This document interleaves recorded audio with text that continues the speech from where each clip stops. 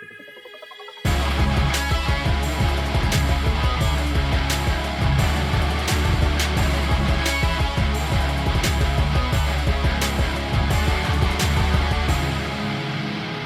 are going to start in 3, 2, 1. What the fuck?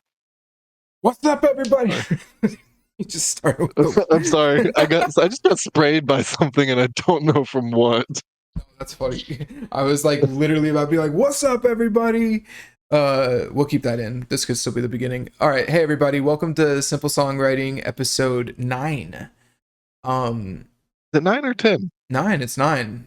Dang, I thought we were double digits. Nope, not double dipping yet. We are not dippity doo double digits quite yet. Next episode, we should big 10th episode, Aubrey. What should it be about? What do you think we should cover for the 10th episode? Our greatest hits? Ooh. Our top 10, but don't bunch. Oh, that might be pretty good. Our top 10 like albums or something. Yeah, maybe. 10-hour stream. It's just a joke. Maybe not. We'll figure it out. Anyway, so yeah, this is episode 9, and we are covering Women's World by Katy Perry. Uh-huh. Woo. Yeah, this song is something else. I guess when it comes to this song, the main thing that we wanted to cover today was, a few weeks ago we did That Boy Is Mine by Ariana Grande. And I think the consensus, I had stronger feelings on it than Aubrey did, but I think the general consensus was that it was a very bland song, just kind of forgettable. But whereas Ariana Grande's album and her songs have been like critically acclaimed, like people just, Rolling Stone gave her 100%. It's the greatest album. It's perfect in every way. She's so deep. Katy Perry's new song is just flopping like a whale on the beach. It is just a mess, man. I think it peaked at like 63 on the Billboard 200 or something, and then just plummeted right off after that. It's really kind of a disaster. So yeah, we're going to dig into that. We're going to talk about that. It's going to be an interesting discussion. Definitely going to be an interesting one. But before we do that, Aubrey, what you been listening to? I won't lie. Not a whole lot of anything new this past week. I feel like it's been really busy, and I just don't think I went to anything new. Trying to think. I did kind of do some throwback stuff. Mm-hmm. I listened to some Killswitch Engage, specifically the End of Heartache, older Killswitch Engage. And I listened to Adele, Amitri, I don't even know if I'm saying that, Roll Me, because like a song came on some Instagram, and I was like, I know that song, what is that? And trying to pick songs that are a little bit more call to action-y for my son, because I'm trying to get him to speak more. Oh, nice. I've actually been listening to a lot of Windrose, specifically Rock and Stone and Diggy Diggy Hole, because they say the word rock and stone and dig, and I feel like those are all almost 2-year-old appropriate words that he should say. So Diggy Diggy Hole. Yeah, it's kind of been interesting. I feel like he's been trying to kind of like start to sing, Yeah. in a sense, but more so like hum the tune versus like actual words. But nothing. And obviously, of course, the new Katy Perry song. That's the only new thing I think I listened to this week. Oh yeah, just a jam. That's cool though. But That's a cool way to like get your kid talking a little more, to get him to sing along with stuff. well, only if it works. Yeah, fair enough. I think I'm kind of in the same boat. Honestly, the past week was super, super busy. We had like birthday parties and stuff over the weekend. I don't think I listened to anything new either. I did see that MGK, I think we talked about it last time actually, so that's not even new news. He's coming out with the cover of Lonely Road. Yeah, no, I've still been jamming the Eminem album. That's still, holding up really well. And I think that's about it. Yeah, no, I don't really have anything new on my end either. So we can just jump right in, man. I'm actually really excited to talk about this song. I don't think it's gonna be a, fingers crossed, knock on wood. I don't think it's gonna be like a 3 hour episode or anything, but there's definitely some interesting stuff to cover on this song. Um, why don't you give? So yeah, we can just jump in unless you had anything else. Uh, no, I don't. I think this is the shortest song we've ever covered. But I feel like every time we're like, oh, this will be a short episode, it ends up not being a short episode. So we'll see if we Yeah. can pull it off this time. Well, here's what's funny. Like, how about this? I'll give my opinions first, if that's okay.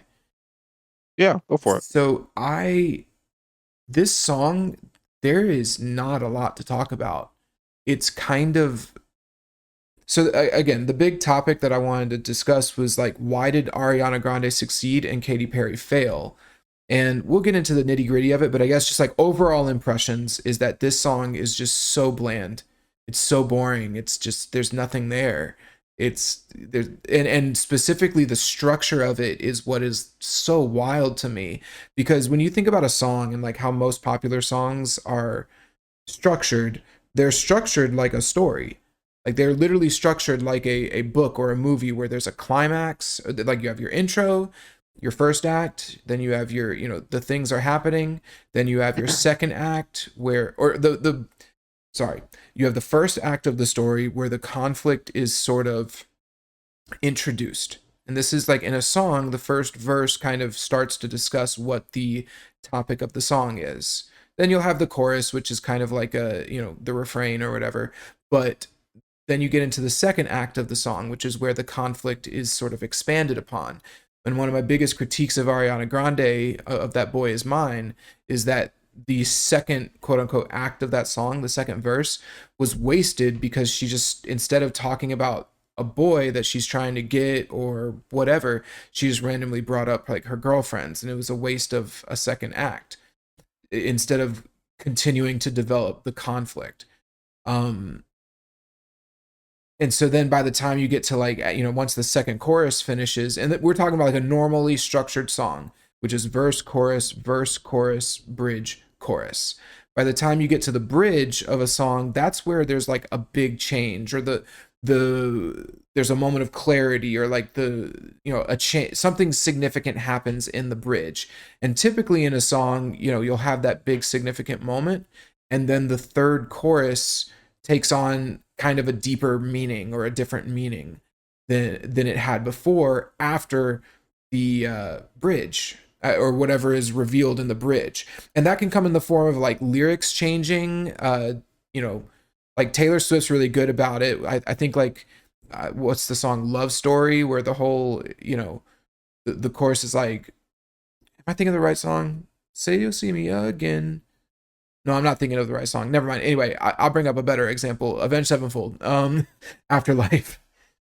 Old reliable. The first two choruses, there's kind of this desperation in the song Afterlife where you don't know if he's going to get out of heaven or not. And then the third chorus, after the solo and the bridge and all of that, the third chorus, it's a little bit more upbeat, and you actually get the sense that he's going to get out.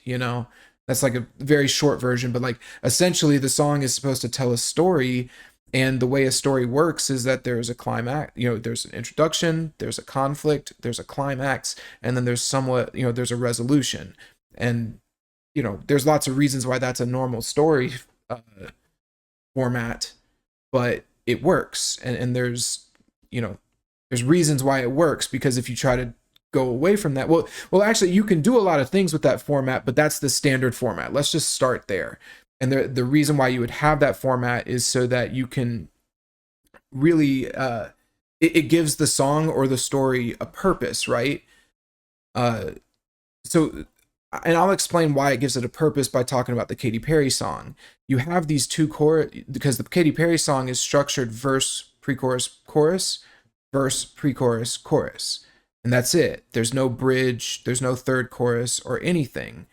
And so when you listen to it, it feels incomplete. It feels like she didn't finish the song, or she didn't finish the story. And you're just kind of left being like, well, what was the point of that? And that's really the crux of this of the issues with this song, in my opinion, is that you're supposed to listen to music or art or watch a movie or anything, read a story, because there's supposed to be a point to it. You're supposed to learn something from it. And the best way you do that is by having like a character in a story and they go through a change. And then by the end of the story, they're different and you relate to them and you can empathize with them. And that can maybe teach you something about yourself. But if the character never goes on the journey, if there's no climax where the character realizes something about themselves, or in this case, if there's no bridge where anything changes or there's, something significant happens, then there's no point to listening to it. You didn't learn anything as a human, you know? And so, yeah, this song is super weird. And it's baffling to me the way they structured it. So yeah, I know that was a little bit of a thing about like, but that's the thing. That's why songs are structured that way. And so when we talk about this song in a little bit more detail, uh, you're gonna see that it's tough to talk about because there's nothing there. It's empty, and that's the biggest flaw of it. But we'll get more into that, into all of the specific flaws that this song does, because there are a lot of reasons why it is flopping and Ariana Grande's song was successful. Um, so yeah, that. But in general, my thoughts on it, it's a pretty garbage song. At least the Ariana Grande song, I said that it was. I didn't say it was a bad song. I said it was just bland. It was just gunk by a corporate, team of songwriters. This is actually just bad. Like this is bad songwriting. This is bland, kind of lazy, honestly. But yeah, it's just not a good song. And I'll break that down more in detail later. But that is the gist of it. So your turn. Um, so my Avenged Sevenfold reference of the day was actually going to be it's M Shadow's birthday. Hmm. So shout out to M Shadows for surviving another year Do we on know how planet old he Earth. is? No, but Google does. He's got to be 40, right? He's yeah, something in that. 43. Yeah, that sounds about right. Yeah. Um, Happy birthday. I yes, happy birthday, Matt. Um, I like this song more than the Ariana Grande song. I'm not gonna lie to you. Dang. All right. Yeah, Fair I enough. feel like the song is more catchy in a way, and I really feel like the reason the song maybe is getting the uh negative attention that it's getting might be more related to the music video than perhaps the lyrical content of the song. But I actually haven't read any of the reviews or like why it's getting flack. That's just my speculation. Oh my dude.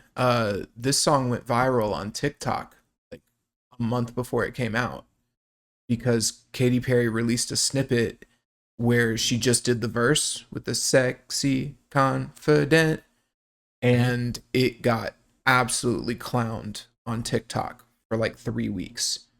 She did that clip before the music video came out, like a month before the music video and the full song. And so yeah, it was getting clowned from the jump. Uh, and then the Pretty music, bad. yeah, it so I Just from actually, the snippet. yeah, no, literally, she just played the verse. It went viral on TikTok like big time, to the point where like a day later she released a snippet of the chorus. Or like 2 or 3 days later, she released a snippet of the chorus to like show people, oh, it's a song, like it's good. Like, so that's another thing I've got on my topic list is there's some meta stuff to talk about with this song that I do want to kind of get out of the way, like Katy Mhm. Perry's career, the Yeah. women empowerment topic. We don't have to get there right now, Yeah. but yeah, we're gonna discuss some of that. I Um, feel like too, I feel like part of the issue could be that I think this is like her first musical release in like 4 years. Because I think this was supposed to be like a comeback thing for her. so Um, Okay, so we'll get to that too because that's part of the that is part of The like the meta Yeah. stuff. Yeah. Okay. But that's Um, interesting though that you actually like the song um a bit more. It's funny because we're kind of in my mind we're discussing like, you know, do you prefer HEB white rice or do you prefer Walmart white rice? Do you know what HEB is? right. No, I don't, but H I'm assuming it's a brand of rice. No, HEB is a really really famous Texas grocery store. It's awesome. Oh, okay. Yeah, yeah. Sorry, yeah, HEB's great, dude. They've got like gas stations and stuff. I love HEB. But it's like only in Texas. But yeah, anyway, okay, maybe a better for my East Coasters. Walmart and Target, Yeah, or Publix and I don't know, whatever. Ingles. We're discussing white rice versus white rice with some salt. It's like whatever. Hey, But salt is essential to the palate. yeah, that you know what? That's right. We're discussing white rice and burnt rice. You know. Yeah, I think so. Here's the thing. I think that it's interesting. I'm excited to hear more about that. So you liked it more. Yeah. Um, yeah. What do you? Well, let's dive in. What do you like about it? What? So I don't think it's like a great song. I don't think it's a life-changing thing. Mm-hmm. Um, I feel like this song is a little bit more catchy than That Boy Is Mine. Interesting. Um, is really what it comes down to, and I really love I don't know what I should use to describe it, like the techno-y music behind it. The Yeah, yeah, I'll point it out when we actually get to play it, but I just think, like, there's a part of me that, don't get me wrong, that's like, "Man, I wish they would have taken this techno-y music sound and maybe done something else on top of it." Like, I feel like it belongs in a better song, yeah. but I think 1,000% rather listen to this song than That Boy Is Mine. That's Um, hilarious. I just feel like there's a little bit more, like, attitude in this song, and it has, like, some, like, summer vibe and summer feels to it in a certain, Yeah. uh, degree, as we close out summer, you know? No, I feel you. So I think that's really interesting because it is a very different song to That Boy Is Mine. I will say I think that the parts are actually more memorable, but that's because they're way simpler, and we'll get into that as well. But like, for example, I couldn't sing you the verses of That Boy Is Mine right now, like off the top of my head. I remember them being very flowy and fluid, and we talked about that, and it is an impressive thing to do, but it's like, I, you know, I couldn't name them to you. And even like the chorus, I do think that it's funny because the chorus of That Boy Is Mine, like I mentioned, that was the song that made me realize that Max Martin had his grubby little Swedish fingers all over that album. And so it is a very stereotypical kind of bland chorus. I do think this song. So let's get into the meta stuff a little bit. Let's maybe talk about that because I think it will inform the rest of the conversation. So let's talk about Katy Perry in general and like her career. So I mean, her big thing was Teenage Dream in 2010. That was the first like big thing that she had, and that's the album that we think of when we think of most of her stuff. Actually, no, sorry, I have that wrong. It's One of the Boys was her album with all of the big hits. Like I Was it? could, When I yeah, think of Katy Perry, my first thought is I Kissed a Girl. I it's don't know what albums that's off of, so but that's off of One of the Boys. That's the okay. name of the album, and that was from 2008. And so, yeah, this album was really big. Hot and Cold, I Kissed a Girl, big hits. But then I believe it was Teenage Dream that really like. I mean, this was like the really really big one because this had California Girls, Teenage Dream, Firework, E.T., Last Friday Night. Those 5 songs alone were all like massive, like gargantuan anthems. Uh, yeah, like Firework, that is, I mean, even to this day, Firework is still played like everywhere.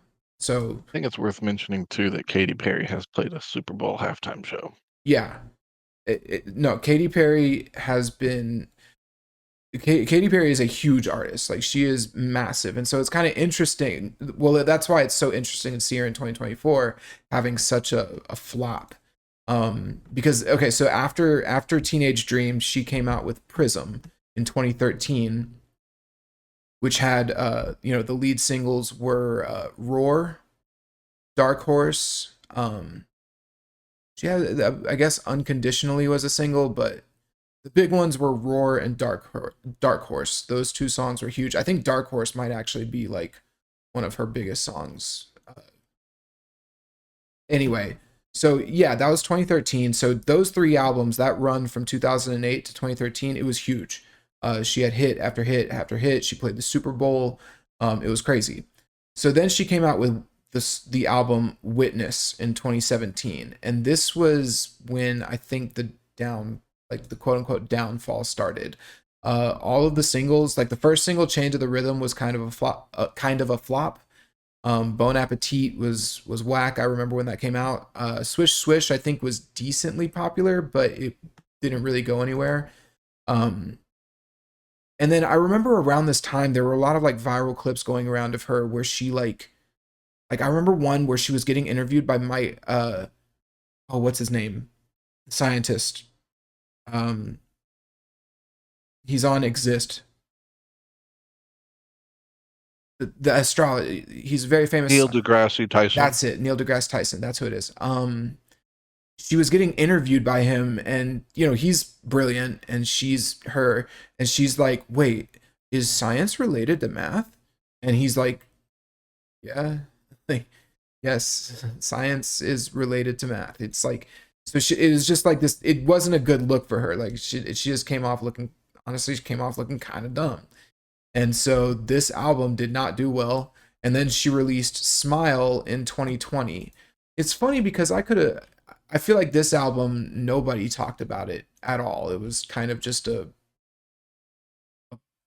it just came out and it was just done immediately.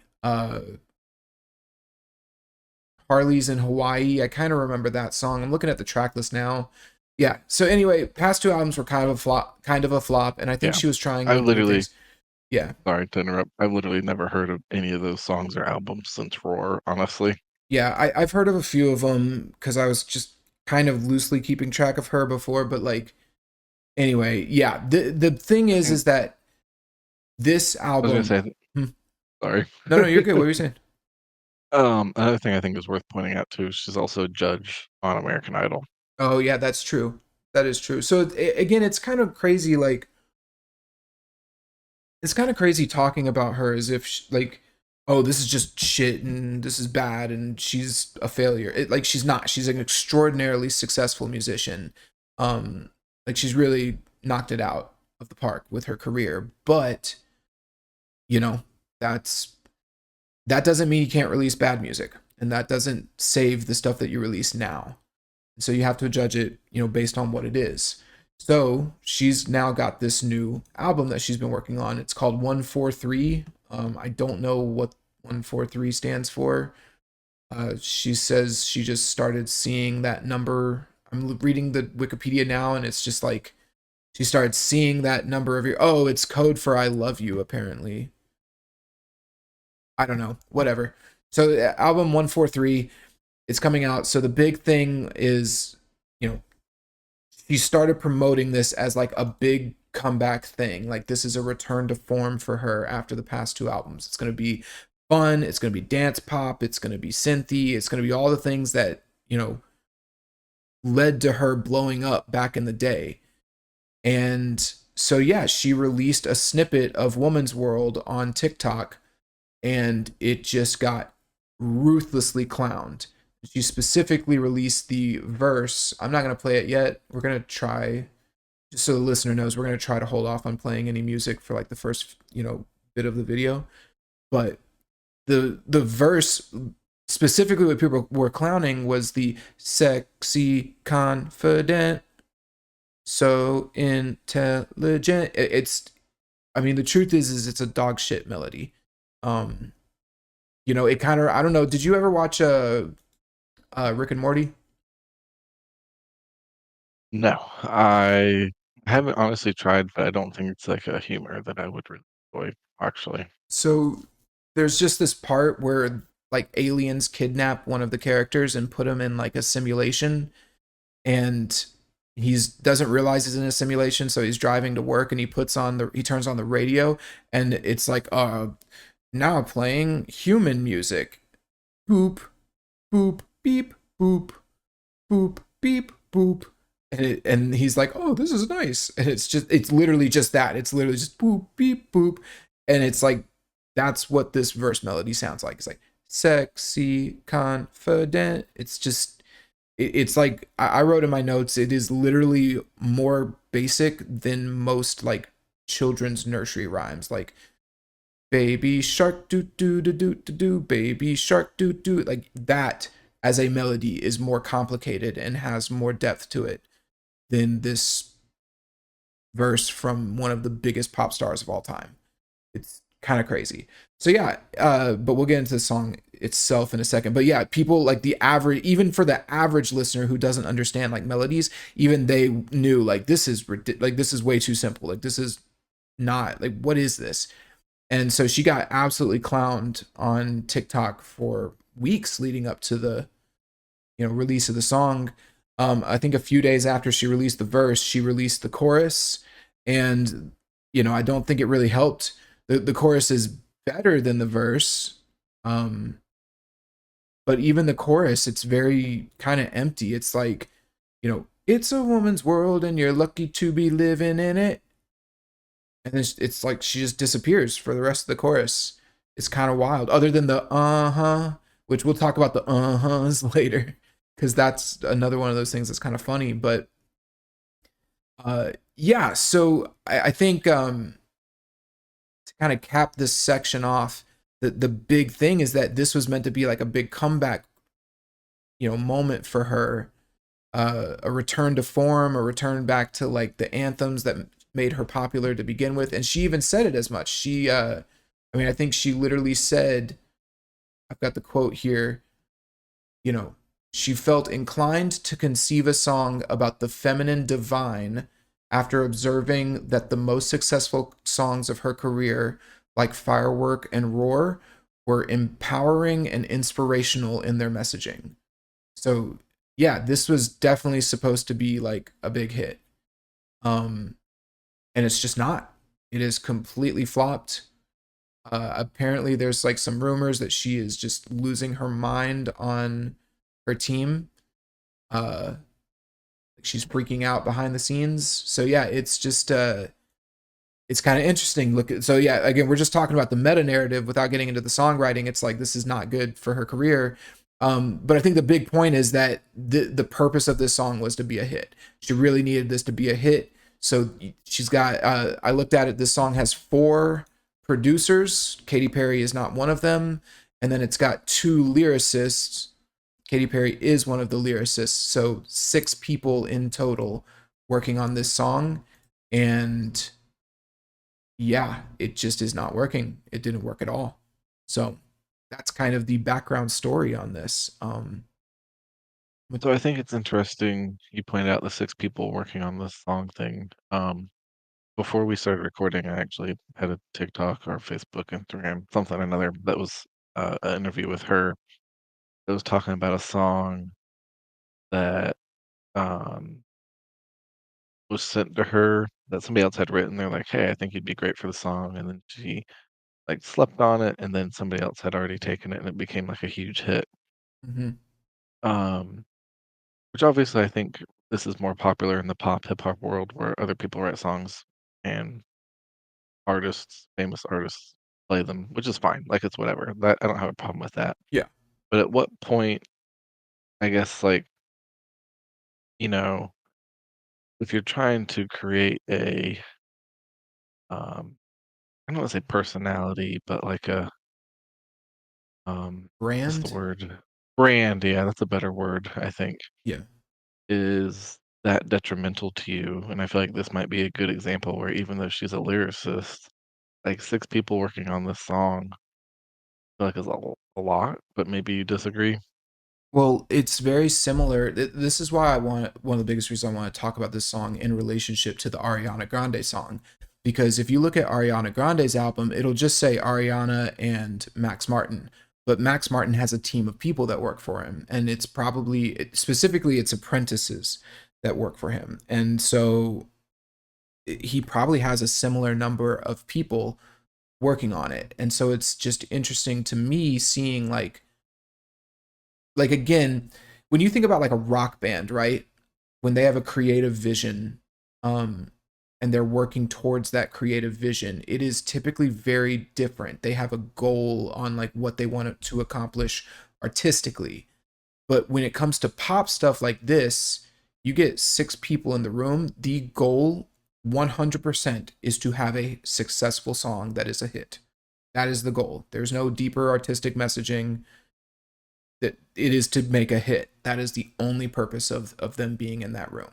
So it's always very interesting to me seeing these teams of people, because to me, I don't know if it's too many or not enough or whatever, but yeah, it's when I think about someone like Ariana Grande or Katy Perry, especially Ariana, because I do think that Katy Perry had her hand in this, but you look at like these big pop stars, like they are not their brand, meaning like their brand and what you see them as is cultivated by not just the producers of the music, but the record label executives that run their careers, handle their finances, all of that. That they are essentially employees for entertainment.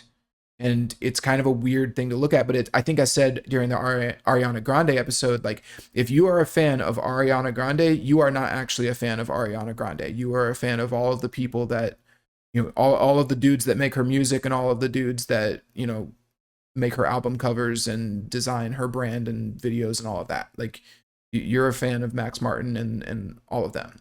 So it's not really Katy Perry that we're looking at. It's not really Ariana Grande. They are faces for brands, essentially. Um, but one thing that I did want to touch on that you mentioned, I don't know if you've kept up with JoJo Siwa. Do you know about JoJo Siwa? Yes, I know about. I know, like I don't like follow her, but I've heard bits and pieces of Have what you? she has going on right now. Yeah. So this is actually a great example. So I don't know. Maybe. You know what? I'm gonna look at it while I'm talking. Um. Okay, so it does look like Katy Perry co-wrote the song with this other person, Chloe Angelides. Um, so they wrote the lyrics together. Let me just see. I don't know if I've ever heard of this girl before. But anyway, so they wrote the song together. But the thing is, anyway, the point I wanted to make about like what you said about what happens when you take a song and you make it for somebody else and you sell it to them, because that is exactly what happened with JoJo Siwa, and it was absolutely hilarious. For those of you who don't know, JoJo Siwa is like this teeny pop star thing. She's been a pop star on YouTube since she was like 5 or something, and she always just made like these cutesy girl songs that were like, you know, they were just for like preschool girls, elementary school girls, like I think songs about like, you know. I think her start really started with like some Dance Mom TV show, Oh, you're and then right. she like, yeah, Yeah, she was on Dance Moms. Yeah, okay. She started on Dance Moms, but then like she started putting out these little videos. What was her big song? JoJo Siwa. We're getting off tangent, well, but it's it's okay. It's Boomerang. what we're good at. Yeah, the big song was Boomerang, like I'll come back like a boomerang. It was something like that. I remember when it came out. So anyway, she's now like 21, so of course she has to go through her like obligatory bad girl era. Or that's what she's trying to do. So she came out with this song Karma. And it's funny because when she came out with it, like the music video is ridiculous, and it's very weird seeing this like this cutesy, like always been a very like child friendly star, come out with a, the bad girl thing. But whereas other pop stars have done it really well, like Miley Cyrus, she didn't do it well at all. The song is not very good. And or I should say her version of the song is not very good, because then it came out that she actually bought the song Karma from somebody else, named Britt Smith, like 10, who wrote the song like 10 years ago. And if you go and listen to Britt Smith's version, it's like actually a great song. So it literally is just JoJo Siwa singing it very badly and making it weird. Uh, and it's funny because after this all came out that she didn't even write the song. Like, she's trying to claim that she's a bad girl now, but she didn't even write her music, and it's just awkward. She's had a couple like bad viral clips, and then it came out that the song was actually written by Britt Smith. Britt Smith actually started to chart, uh, because people were loving the song so much. So it's very interesting. So I guess the point I want to make is it's always really interesting when you have these. I think when we're looking at like rock and metal, we have such a view on like the artistic integrity. Like, a band comes out with an album, we know the band wrote the album. Like, they might have had a producer or two or something, but like, it's the band. Like, they're playing the instruments. We know that Sinister Gates plays his solos. We know that Slash plays his solos, and Axl wrote his lyrics. We know it's the band. But pop is just this whole other universe of like, there's just songs floating out there in not necessarily public domain, but they're just, producers have songs on their computer, and when a pop star needs a hit, they just pull that song up and say, okay, you want to buy this song for me? They're like, yeah, I'll buy that one, and then they just release it, and we think it's their song. It's this whole other universe. So yeah, it's just very weird to think about. But bringing it back around to Katy Perry, you know, this is kind of the issue when you aren't actually the talent, when you aren't actually the one writing. This is the difference between Katy Perry and Taylor Swift. Taylor Swift actually does write all of her stuff. Taylor Swift is the musician behind Taylor Swift. So she is the talent. And so if something goes bad, it's her. But also, she knows when stuff goes good, and she actually learns and gets better, and she doesn't rely on other people to quality control her, or to create the level of quality in her music. And so she can just keep getting better. Eminem's very similar as well. Whereas Katy Perry is not the talent. She is not the primary songwriter. And so she puts her faith in this team of people, and it didn't work. And now we've got a problem, because she doesn't even know. If I were her, she probably doesn't even know what went wrong, and she probably doesn't even know how to fix it, because she's just sort of released control. So anyway, woo, that was a long one. But yeah, what do you think about that? Are you there? I mean, Oh, oh, yep. Sorry, I'm like, I mean, it's. I mean, I think you're right. It is just kind of the nature of it all, right? yeah. And And it's with, weird. I almost wish that, like, I don't think it's bad that someone says, "Hey, I got this song. I think you'd be great for it." And that might even happen in the metal, hard rock community world. We just maybe don't hear about it as much because it's probably few and far between. Mm-hmm. Yeah. I just like, as an artist, as an artist in quotations, as somebody who plays instruments and write music, Mm-hmm. and maybe that's different, and you can maybe speak to it a little bit, but like, I'm writing for myself and not anybody else, right? Mm-hmm. Whereas these are people who perhaps have made a career out of not writing for themselves, at least to a certain point. I would say that I'd be curious to look at Katy Perry's more successful albums at a ratio of like songs that were predominantly her versus songs that were maybe like, hey, I think you'd be great for this song. Like, does that make sense? Yeah. I think there's a way Because to what, look that up. Keep um, keep going though. because I think as an artist who's emerging, you are probably your first album or two, or your first album for sure is you, like a genuine you, because ain't nobody trying to give you a song. You know what I'm saying? Right. Right. Um, and so like to me, prime Katy Perry is her first two or three albums. Yeah, so Um, I'm pulling up I pulled up Teenage Dream, and it's funny because the song Teenage Dream had one, two, three, four, five writers and three producers. So a total of six people working on it, but one of the producers was actually Max Martin. So there we go again. Uh, it's just always funny seeing where he shows up. But then if we go back to like her, well, it's funny because her first album was actually in 2001. It was like a Christian rock album, and yeah, it was almost all her with just like a few extra people producing. And then if we look at one of the boys here, geez, here we go. Yeah, so that's weird. some of the songs were 100% her, but it there it is. I Kissed a Girl, produced by Max Martin. Love it. Yeah, I telling you, that guy, he is something else. Yeah, I think the point you made though about like these people, they have made their careers off of writing songs for other people, or like writing songs that are supposed to be successful and follow that success formula. That's exactly what's happening. And as someone who's written songs myself, like I wouldn't say that I write the song just for myself. It's more of like, art. My one of the reasons I like to talk about like the purpose of a song whenever we talk about the purpose is because I think that that's always like a kind of determines like a lot when it comes to music. Why is this person writing this song? What is their goal? Because I think there's a lot of people who write songs just to complain.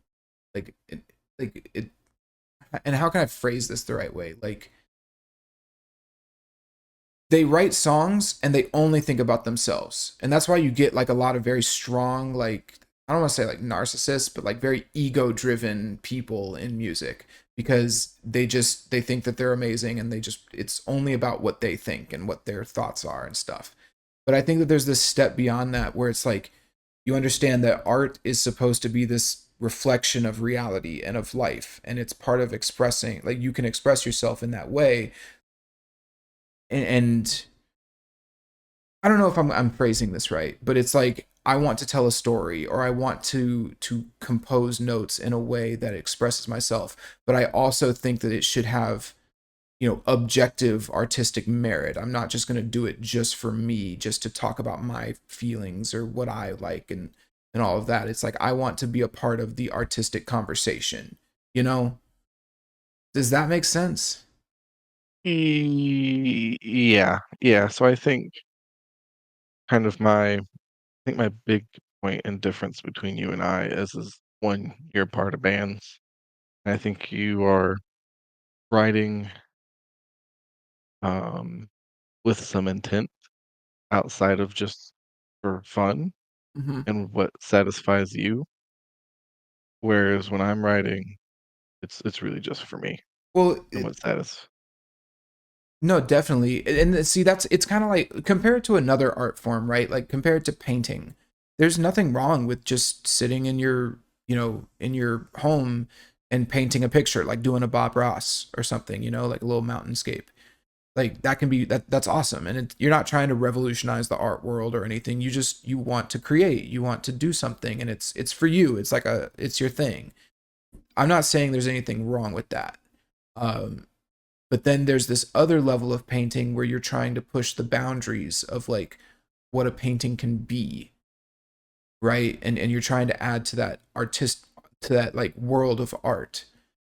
But when you have people like that, there are, this is like the modern art thing where like, it's a black square in a museum. Like someone will paint a black square and or like a random shape, like, well, um yeah, here it is. This is it. I literally just pulled up the black square picture. So it's like you'll be in a museum and some famous artist will put up a black square because they're like, oh, it represents the my deeper existentialism or something, and it's like, yeah, but that's not actually very good art. Like it's just a black square and you can assign meaning to it, but that doesn't mean that it actually is, you know, meaningful, you know. So that with the musical equivalent of that to me is when people just talk about their feelings on a song. It's just like, this is why I don't like a lot of metalcore stuff. It's just like, I'm so depressed. I I want to, you know, claw my eyes out, the undertow. Like it just gets stale and it's a very hollow topic. You can only say it so many times, you know? Versus an actual lyricist who wants to tell a story and or describe an aspect of humanity. You know, I think Life is But a Dream being a great example. It's like they Avenged Sevenfold didn't write that album just to talk about their thoughts and feelings. They wrote it to be an artistic piece that reflects the human existence, like human existence. So anyway, all of this being, none of that is taken into consideration by any of these people. This is just to write a single, 100%. It's like it's like the worst because they're not even doing it for themselves. Like they're not doing it just to have fun, like painting a Bob Ross painting, or like you said, just writing a riff just for fun. They're not even doing it for that. They're not doing it for a deeper artistic purpose. They're not doing it for anything other than, okay, cool, let's make some money. Like let's write a pop song, make money, make it successful. It's whack. Because then this is the music that Walmart's gonna play for the next 30 years. It's annoying. So which I think that's a nice segue actually into the second meta point that I wanted to bring up, which was the women empowerment message. So I've seen this get criticized actually, but not for what you would think. I think it's actually getting criticized by like the super pro women empowerment people. They're saying it's corny and bland and like shallow. Um, I guess the main thing I wanted to talk about with this, and because here's the thing, the song is called Woman's World. It is the topic of the song. It's the main, it's the theme. It's everything. Like this is what this song is about: is women and women empowerment. So the main thing I want to say is like, there's absolutely nothing wrong with that message. Like absolutely, you can write a great song about how awesome women are, and women are great. It's all good, but like, you still have to make it a good song. You're not exempt from bad songwriting just because it's kind of like when someone writes a song about like being happy, and it's like, oh, and then it gets criticized like, oh, are you saying that you don't want people to be happy or that you don't like happy music? It's like, no, you wrote a bad song, you know. I think it's just not good. So we're not going to dive into any sort of like weird political thing about like women empowerment. The main thing here is that there's nothing wrong with that topic. In fact, there's great songs about specifically women and what it is like to be a woman, but this is just one of those songs. It is just not a good song. Um yeah, I don't know. Do you have any thoughts on that?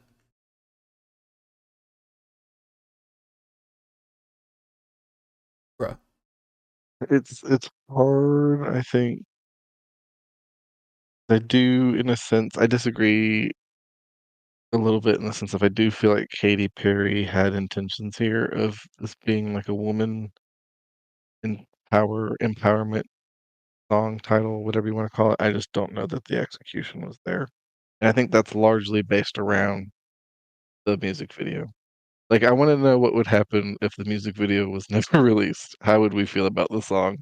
Because the music video is very, like, jarring. It's confusing. Yeah. So yeah, let's actually talk about the music video a little bit because it is meant like when you hear a song like this, you would think that this is very like, well, obviously pro women, very much like catered towards women. Like this, women are the audience.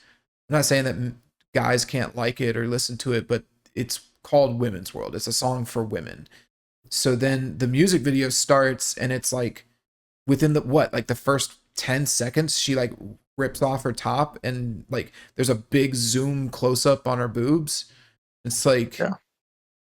okay, there are bisexual women, women like boobs too, but typically when you zoom in on boobs on a video, that's typically catered towards a male audience. So, and then it's like, what is the messaging here? I know my girlfriend hated it. Like she was like, what is this? Like, what are we doing in this video? You know, it's very silly. It's so it the I, what? I think uh, it there's a lot of things that happen in the music video, and obviously there's a play to the oh crap, what was the name of that uh, lady on the poster with like the flexing? Rosie the Riveter. Yes, yes.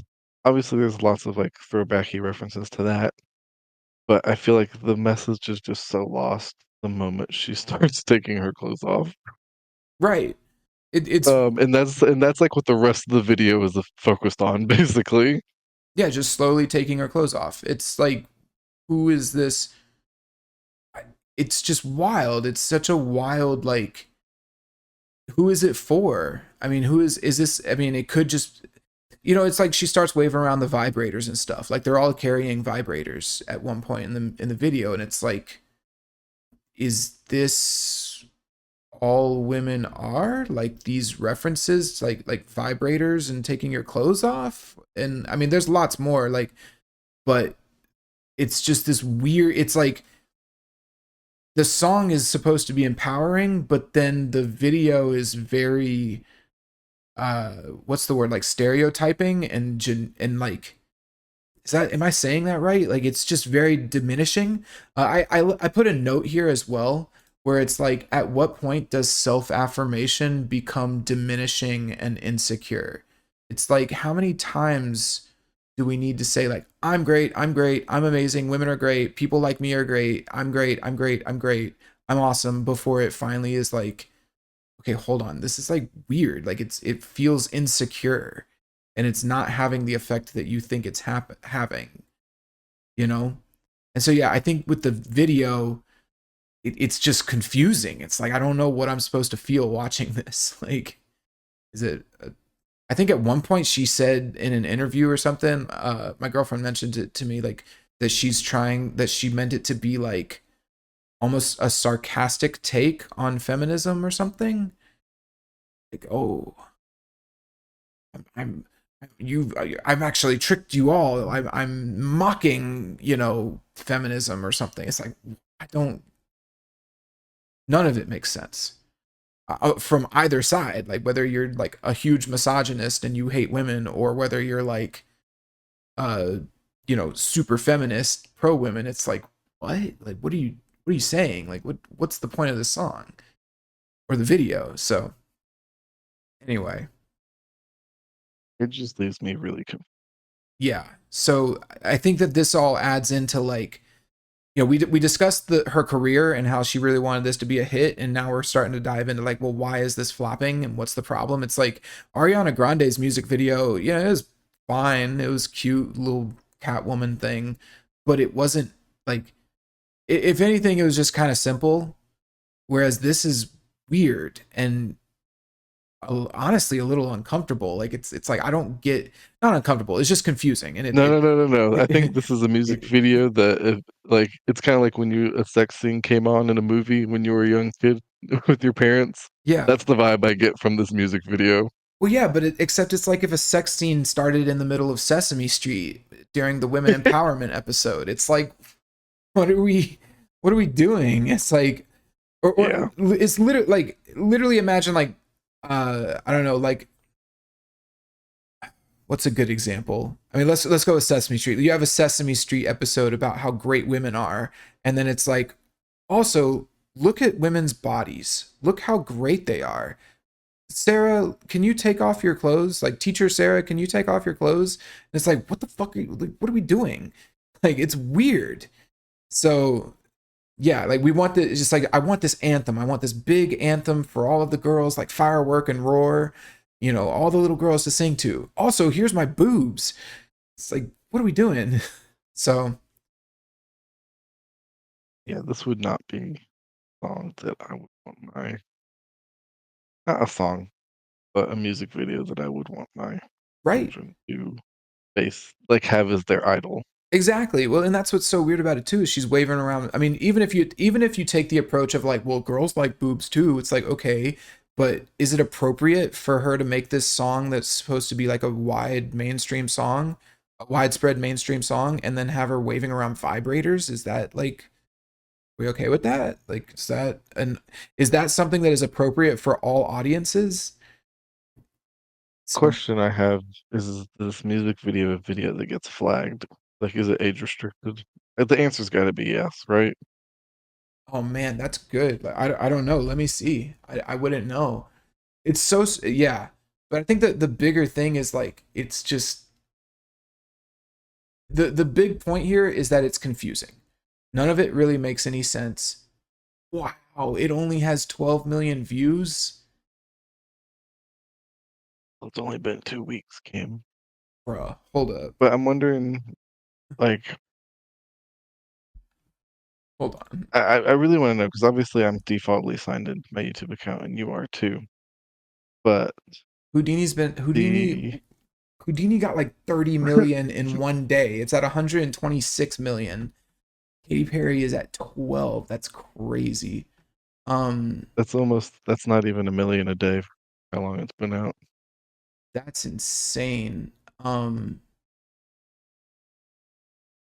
I don't know. Yeah, I don't know. It's Yeah, not. I'm recording.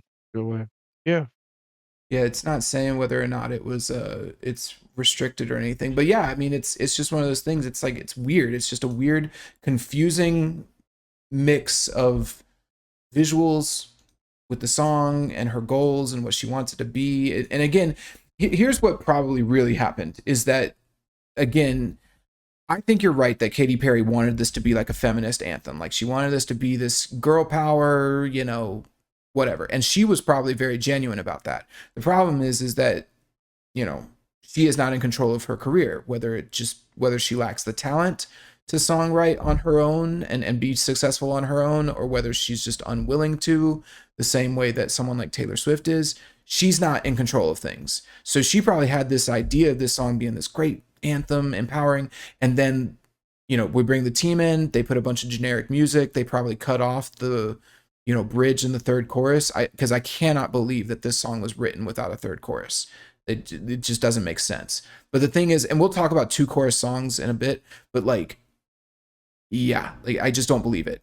So then then they say, okay, what's the music video got to be? Well, we got to bring some of the sex appeal back, right? And then she's like, well, if we're gonna do it, let's do it like ironically, like let's be so over the top with it that people think it's a joke or something. And it's like, yeah, but you know what it honestly makes me think of, and this is kind of a wild segue, but it's like a wild thing, but like, do you remember that movie Cuties on Netflix? no, but I'm terrible about watching TV and or So don't watch this, don't look it up. It was on Netflix though, and it was a movie. It's not a documentary, it's a movie where it's about like little like dance moms type stuff where you get like these young girls who are doing these I know dances. what you're talking about now. Exactly. And so I haven't watched it, but I know what you're talking about. I haven't watched it either because I'm not watching that shit. But the point is that like they were saying, "Oh, we made this movie to, you know, show how bad it is to like have the underage girls doing these sexual dances." And it's like, yeah, but in doing so, you got a bunch of underage girls and made them do the dances in your movie. It's like, oh, but we're critiquing it. No, you did it though. Like you don't get to say this is bad, so we're gonna do it to show you how bad it is. Like that's not how this works. And so I feel if that's what her intention was, it's like I'm gonna over sexualize myself to make fun of something or another. It's like, okay, but you're still over sexualizing yourself. Like, what are you doing? So anyway, But at this point, I think we're just speculating on what the intentions were, who made this call for the Right. video. Yeah, yeah, It's yeah, like, yeah. look, regardless, it's just weird and it's confusing and nobody's nobody's into it. Obviously, the video has 12 million views. I cannot believe that. Um, okay, so I think that was the last like. So now that we've gotten like the video and the confusing stuff and all of the like all that other crap out of the way, we can kind of dive into the song because truth is, you know, the failure of this song can be blamed on a lot of things, but I think if it was an absolutely awesome song, none of it would matter. People would love it. I think that the biggest flaws with this song and the reason why it's failing comes down to the songwriting. So, on that note, we can actually get into the song. Unless you had anything else. Nope. All right. Luckily, there's not too much to talk about here. So, yeah, we'll just get in. I'm going to start playing it. We'll just start right from the beginning.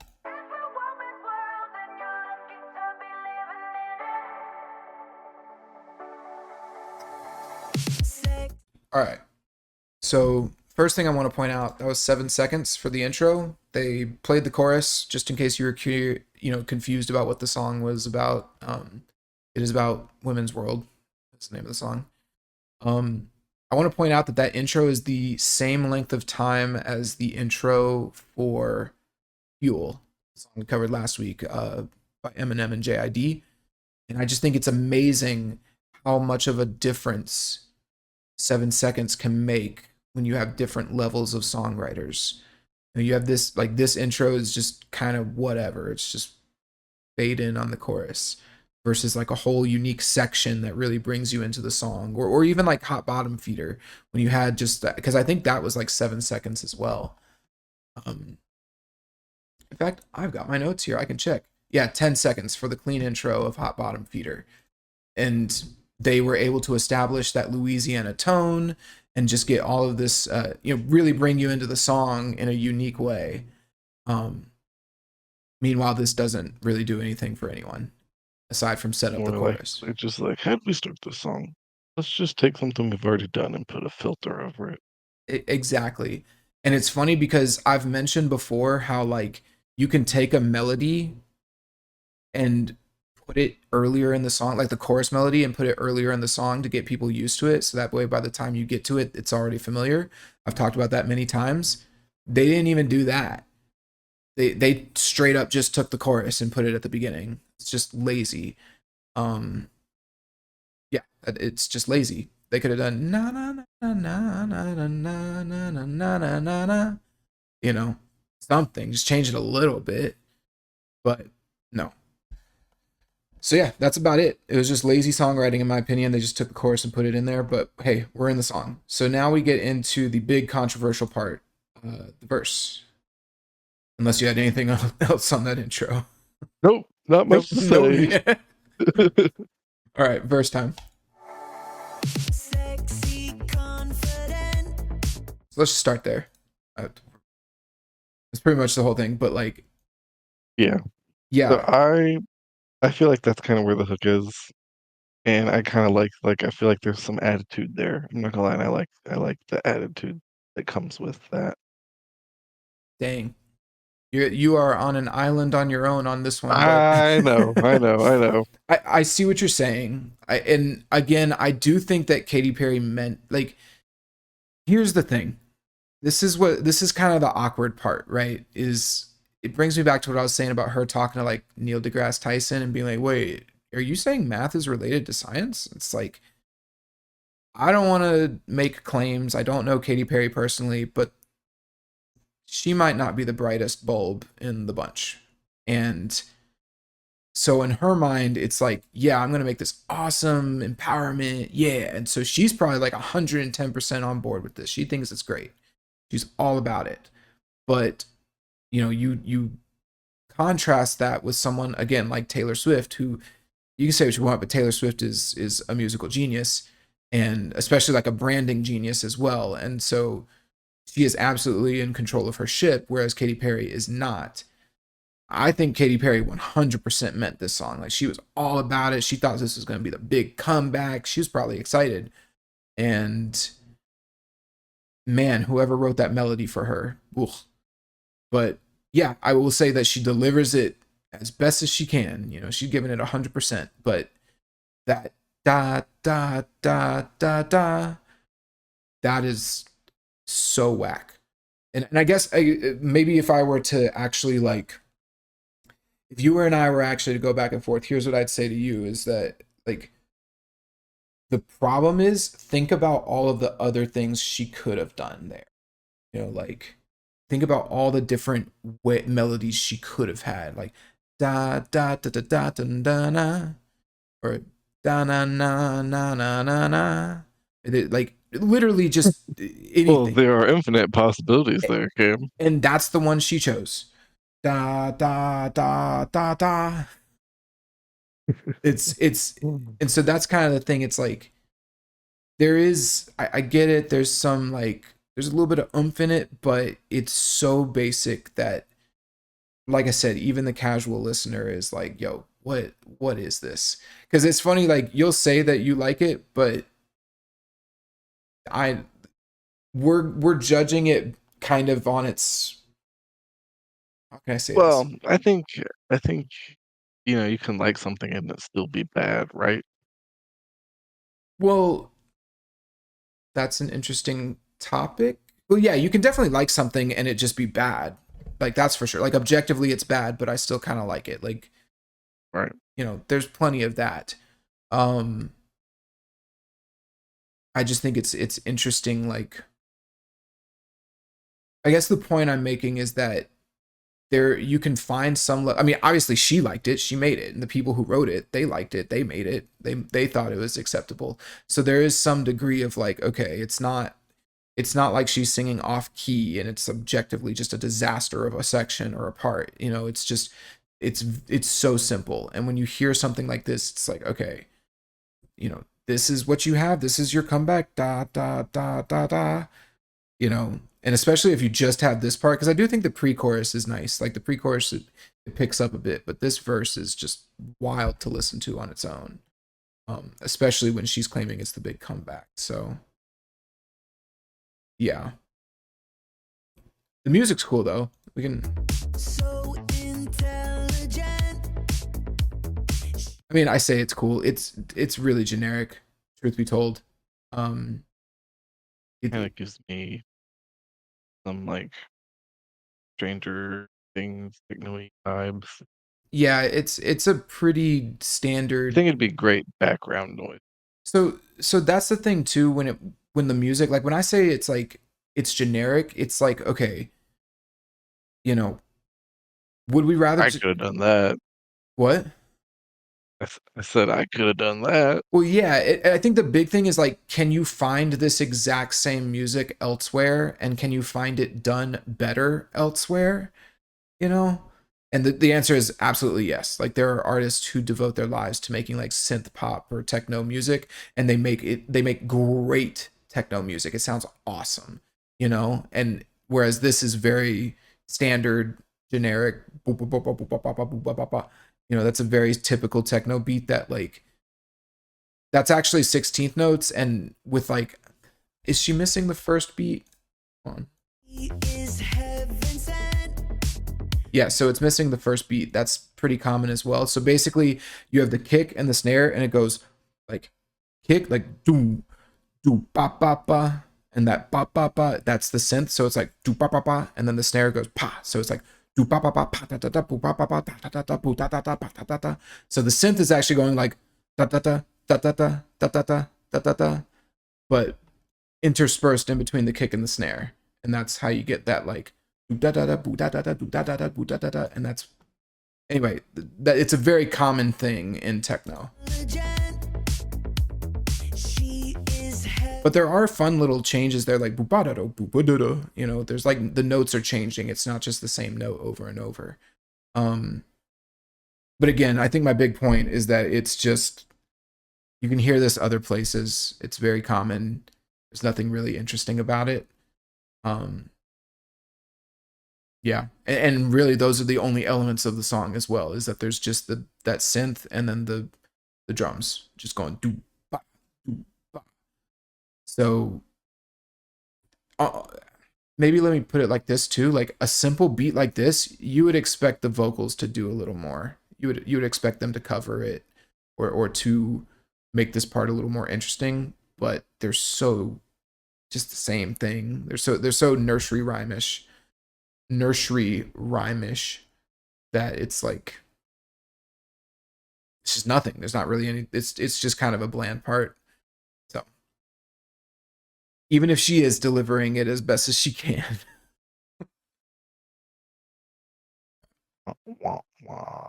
Yeah.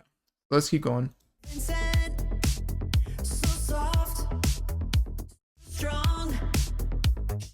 let's stop it right there. So let's just talk about these lyrics real quick. Sexy, confident, so intelligent. She is heaven sent. So soft, so strong. I mean, again, there is not really a lot here. Um, just self affirmations, which is fine.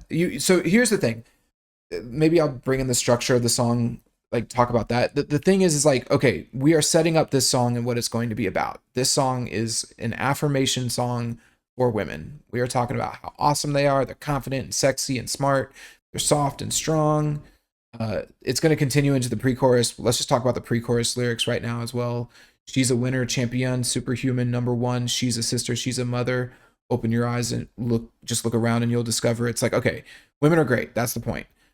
We could set this up over 2 verses and then have, a bridge that maybe went like, that maybe discussed the problems that women face and why people don't think they're great, and why those people are wrong or something like that. There's a lot of things to say there. And in fact, that I think is like the deeper, when you talk about like a deeper theme, that's how you get to it, is you actually have to discuss something that's like, I don't want to say uncomfortable. It's not necessarily uncomfortable to say like, oh, there's people who don't think we're great or people who don't like women, but it's like, that's again an aspect of reality. And so, and that's what you find in good art, are these topics that, you know, people might not want to discuss. So anyway, I guess, before I go too deep down that rabbit hole, the point is like, we're setting the song up and we could have had something here, but it never goes anywhere. So the truth is that what we've already set up here, that's it.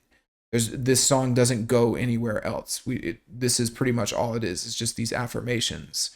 And that's where my note comes in. It's like, when does self-affirmation start to actually diminish you?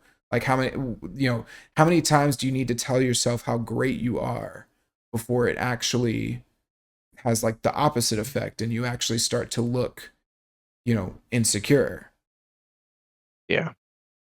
And I think that's, if there's any reason why I don't think women aren't liking this song, I think that's the reason. I think that it is this idea that like, do I really have to just keep saying this about myself? Like don't we already know that women are great? Like, I know that I'm strong. I know that I'm smart. Like, do I have to keep saying it to myself over and over? It's kind of weird, you know? So yeah, I just think the big reason I'm bringing it up is because we're done. Like, thematically, we're already done. We've gotten the theme of the song, and it's not going to change. So it's just, whereas a bridge would have helped with that, a bridge that discussed something different, or discussed maybe why women aren't appreciated, or why women feel insecure, or just anything at all that could contradict the message, or add some level of conflict. Again, I use that word conflict like I did in the Ariana Grande song, where it's like, what is the conflict here? Well, maybe a girl would need to listen to this song because she doesn't feel strong or she doesn't feel confident, you know? So then put in the bridge, I know some of you girls don't feel confident, but just know, like, you are, or something. That's a very basic thing that you could do there, but it's better than nothing. So yeah, it's funny because even I think it's Firework, where it's like the song starts off with, have you ever felt like a plastic bag? Do you know what I'm talking about? The Yeah, yeah, yeah, yeah. It's like that song sets up the conflict immediately. What is that? Firework? Have you ever felt like a plastic bag floating in the wind? Da da da da Yeah. da. It's firework. And so it's funny because it's like that immediately we've got the conflict, which is, have you ever felt like a plastic bag floating in the wind? It's like, it's kind of silly. But it's, you know, it's kind of fun. It's a goofy little lyric, but yeah, like I could say I've felt like a plastic bag floating in the wind. Um, I just pulled up the lyrics for firework, and it's like, do you ever feel so paper thin, like a house of cards, one blow from caving in? It's like, boom, there it is. There's your conflict. You feel bad, like you feel, weak. You don't feel strong, and then the chorus comes in. It's like, baby, you're a firework. Come on, show them what you're worth. Like, and we've got a hit. So it's just so interesting to see, like, even from the same artist, how she's, I don't know. It's just weird. There's no conflict. There's nothing. It's just like, you're great. You're great. You're great. So we're not even going to talk about how you might not feel great because that's not saying that you're great. It's like, okay, it's starting to come off a little insecure now. It's starting to be a little weird. So anyway, that's pretty much, yeah. I just wanted to cover that because that's the theme. We're pretty much done with the theme now. So let's keep going. Pre-chorus time. It's time to switch it up.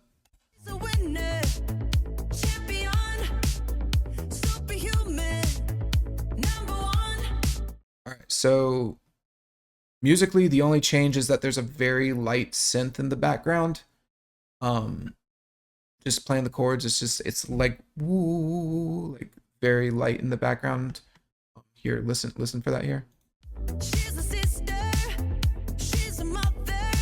Hear that? It's a very. Mm, Did you hear it? yeah, yeah, yeah. It's very subtle, but it's there. Yeah.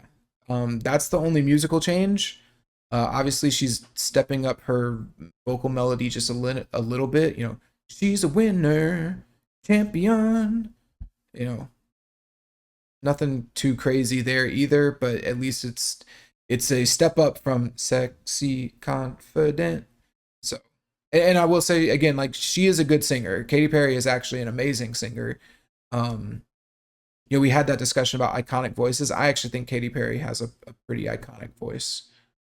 Mm, I I would agree with you. Yeah, like when I think about like mid 2010s pop, I, I think Katy Perry. Like she is like the definitive pop star for that era. Uh, Probably like her and Taylor Swift. Um, yeah, maybe Lady Gaga's in there somewhere too, but yeah, Katy Perry has a very strong voice. She's a very great singer. And yeah, she's singing well. I will give her that compliment. It's just there's not really much going on anywhere else in this song. So okay, that's all I gotta say about the pre-chorus. Unless you had anything. Nope, Nope. not There's much to say. not much to say. I do have. There's a little build up leading into the chorus. It's like a little synth thing. We'll hear it right now. It just goes like. Open your eyes, just look around and you'll discover. Hear that? Pretty crazy. Getting a little. Watch out. You might actually have a composition. Like. Anyway. Okay. So then we get to the chorus. Yeah. Let's just listen to a little bit of this chorus.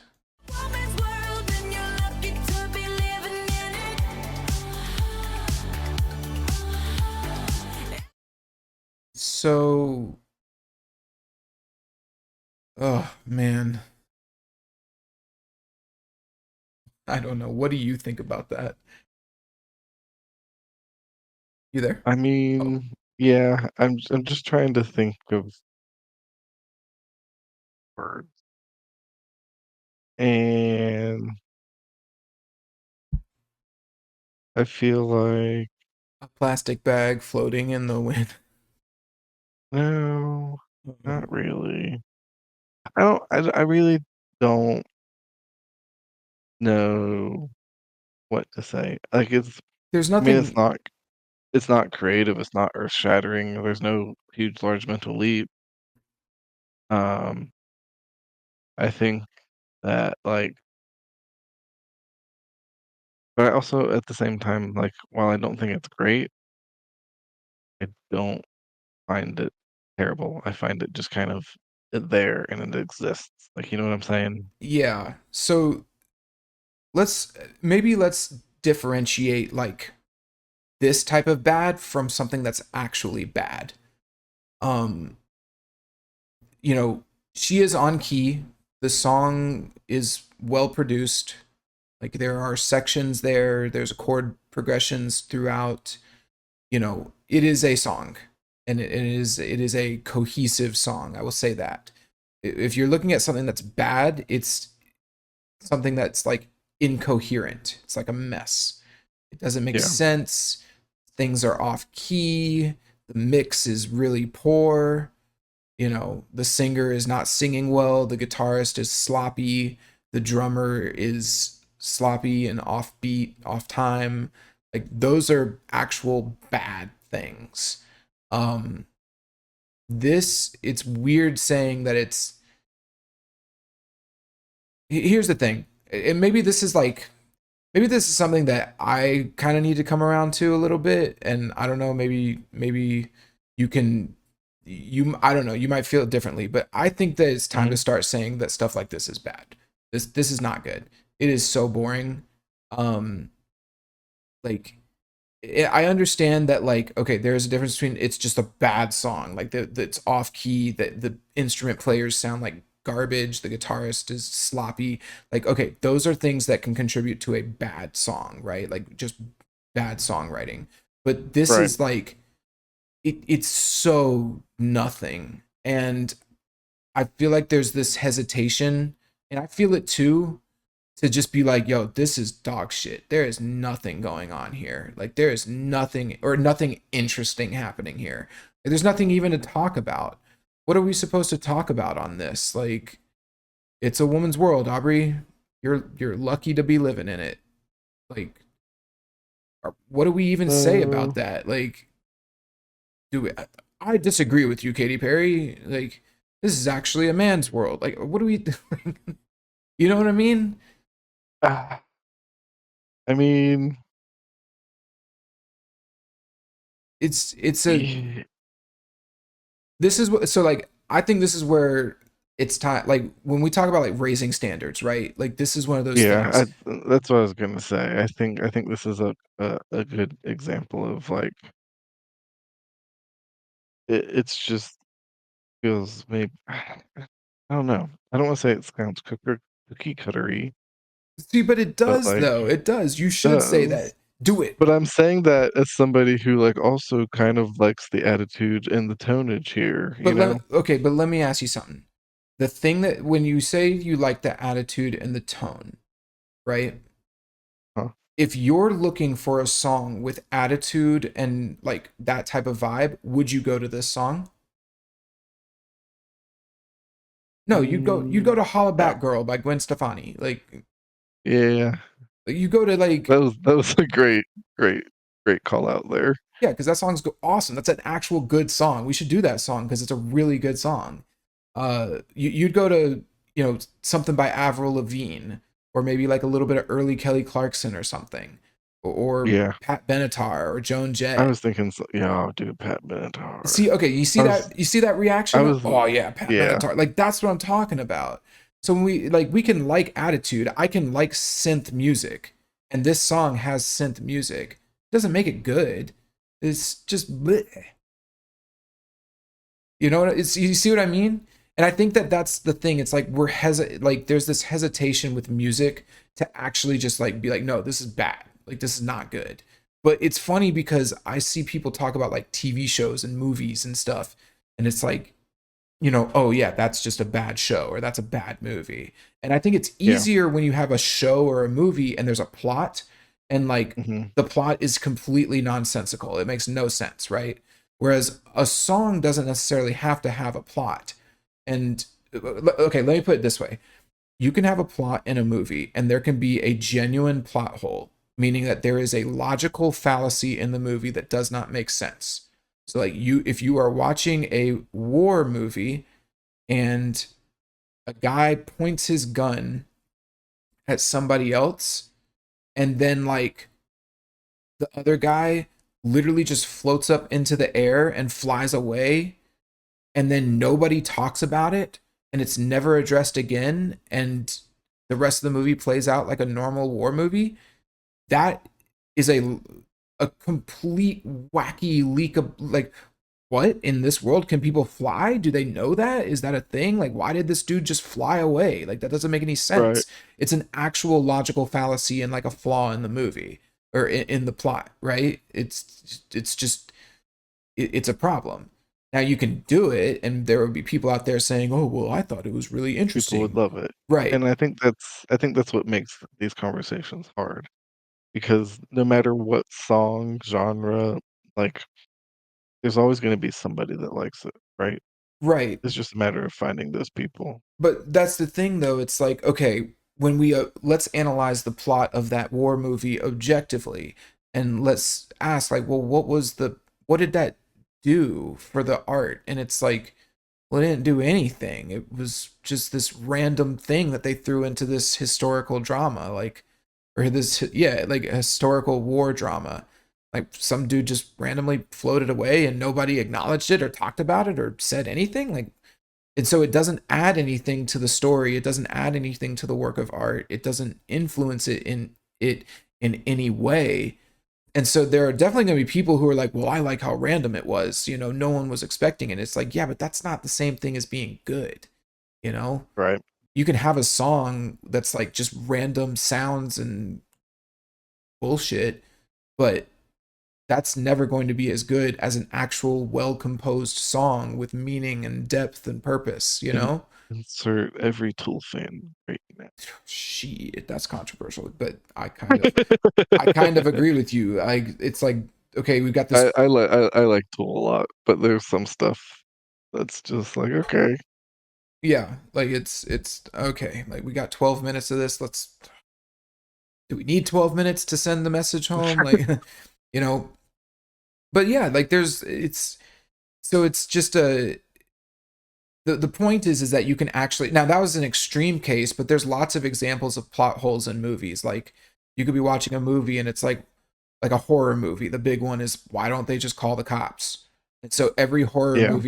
every single horror movie now has to like obligatorily like get rid of their cell phones somehow, and like, oh, the power's out, or I have no signal, or oh, I lost my phone. Where is it? Like everyone has to have that obligatory line in there now, Yeah. because Yeah. otherwise people are going to just call the cops. So it's just stupid. And so, but it's the truth though. Sorry, it's not. The point is like that is an element of the world now, and any Yeah. like conscious human with a brain is going to think, why didn't they just call the cops? And so the movie would we it has to do it, otherwise it turns into a plot hole. Does that make sense? Yeah, absolutely. So like it's very easy then to call out actual flaws in a movie or a show when you're analyzing plot. Not necessarily easy, but it's something that can be logically done, whereas with a song you can't quite do that, just because of the nature of music. You don't need a plot in a song, and like a song doesn't need to be quote unquote like logically consistent, right?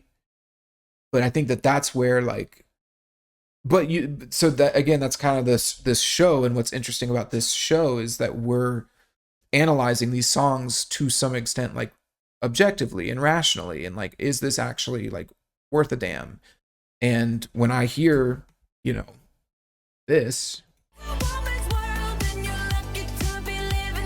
this like Sephora background music, like, what is this? It's elevator music.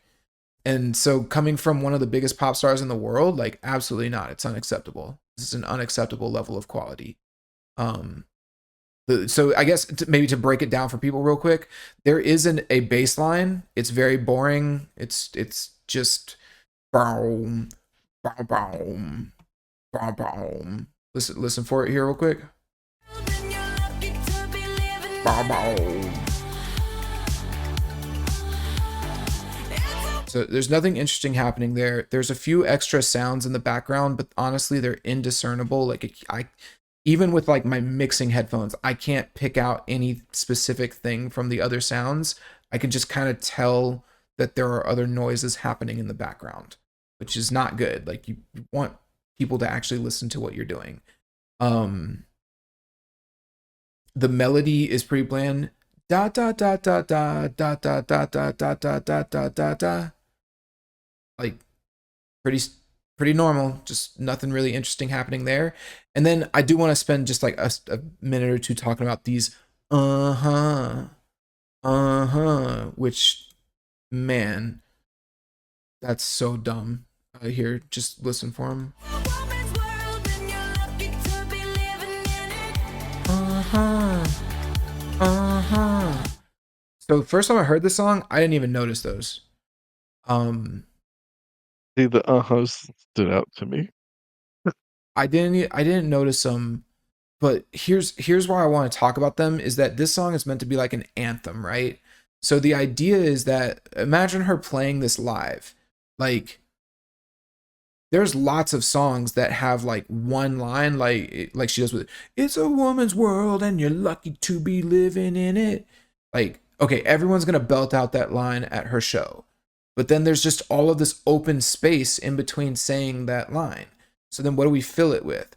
Now most artists like in her position would fill it with, more words. God forbid, but like at least something like that keeps the energy up. Like it's a woman's world and you're lucky to be living in it. Oh whoa, oh whoa, it's a woman's world and you're lucky, something like that. But of all the options, she went with this like, uh-huh, uh-huh. And it's weird. It doesn't like again, imagine belting this out in your car. Like it just feels weird. I don't know. What do you like? I, Is it doing it for you, Aubrey? Is it are you I'd be lying if I said it wasn't. I mean, I can get behind the uh-hus. I think there's some tune in uh them. Yeah, nah yeah. it's Uh-huh. I think it works. I think it makes sense to have.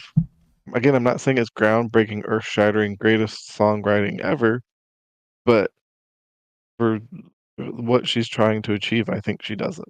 yeah, but think about if it was just like use the example I gave where it's like oh whoa Yeah, I mean, yeah. I do think live that's going to be a very flat thing because I don't think you're going to have your crowd go and maybe I'm wrong, but that'd be weird. I feel like. Yeah, that's what I'm saying. That's what's so strange. But even think about it on the track. Like imagine if you're in the car jamming to this song, like and you're in the mood to listen to this pump up, empowering dance song and you want to like belt out. Like, you can't belt out uh-huh, you know? I don't think it's so much. I don't think you have to belt something out to feel empowered. I mean, I think there's some yeah, kind but I of think like that this song wants you to belt it out. I don't know that it does. I think you can Man, casually be empowered by something. but it's Aubrey. It's an anthem. It's meant to be an anthem. She used it in the description.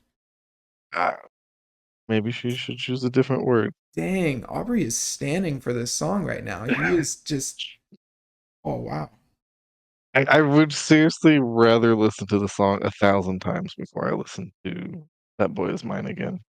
Well, fair enough, but that's hilarious. And and again, they're both of which are not great songs, but this I feel like at least has some Umph. energy and some gusto and some umps I will to it. give you, I will give you that.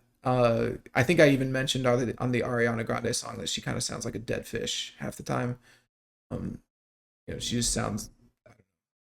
She never has any actual in her voice. But Yeah. yeah, but anyway, here's the thing. I think that this song is supposed to be an anthem. You're supposed to belt it out. That, or at least that's what her goal was, kind of like with Firework. Even if you look back at Firework, like the chorus, it's like, make them go, oh, oh, oh, as you shoot across the sky, or whatever she says, and it's meant to have that big anthem thing. And it's of all the things that she could have picked there for that extra space, she went with, uh huh. It's it doesn't. It's not doing it for me. It's not doing it for me. And again, like this is one of those reasons where I'm like, what is the context for this song? Like, who's it for? What mood are you supposed to be in? Are you? Because even going off of what you just said, that you don't need to be belting out to be empowered. It's like, okay, so is this song for somebody who is feeling kind of low key empowered? You know, I think it's I think it's more so like I think like when I think of empowered, I think I think I said like a casual empowerment. I don't think this is like the same like a thunderstruck before you run out onto the field empowerment, you know? yeah. I think this is more of like a I guess I'm still gonna go with a casual empowerment that doesn't like you don't need a lot of energy for, but I think it gives you just enough, like a little twinge of empowerment, I guess. See, here's maybe what I would say. As you're like maybe getting out of bed, brushing your teeth, doing your hair kind of thing, So, versus like kicking out the front door, kind of thing. here's my response to that is, I get what you're saying, but I think that I think that the song gives that vibe because it failed at its purpose, by doing things like this, like, and I don't think that that was her intention when she made it. I think that she wanted this to be a big belting out anthem, like a big one, like her older songs. I just don't understand the uh-huhs. And I think that if it had done it better, it's like I get what you're saying, and I guess what I'm saying is like, okay, she wanted to make a chocolate cake, but instead she made a strawberry cake, or like a let's just go vanilla cake. She accidentally made a vanilla cake because she doesn't know how to bake. And then you're saying it's a vanilla cake. And I'm saying, yeah, but it's a really bad chocolate cake. Does that make sense? What I'm saying?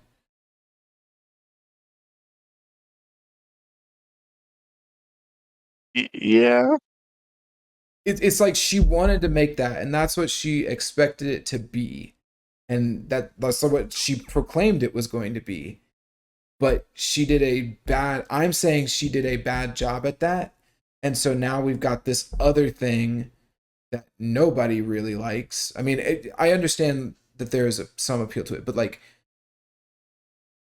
again, because the big point of the show is to try to figure out, all right, what did she do wrong here? Like, what went wrong with this song? Because it's a flop, and it's like, this is one of the things I think went wrong, is like these weird uh-huhs. Like, you fucked up the chorus. You can't mess up the chorus of an anthem song, in my opinion, because instead of making that, I agree with that. but my point is, instead of making the big awesome empowering song that she wanted it to be, it actually ended up being this sort of casual empowerment, this like low key, like it's not really, it's not really that like anthemic. It's not the song that she wanted it to be, and it's not really that good. I mean, whether you it's yeah, like it's just didn't end up that good anyway. So does that make sense? Yeah.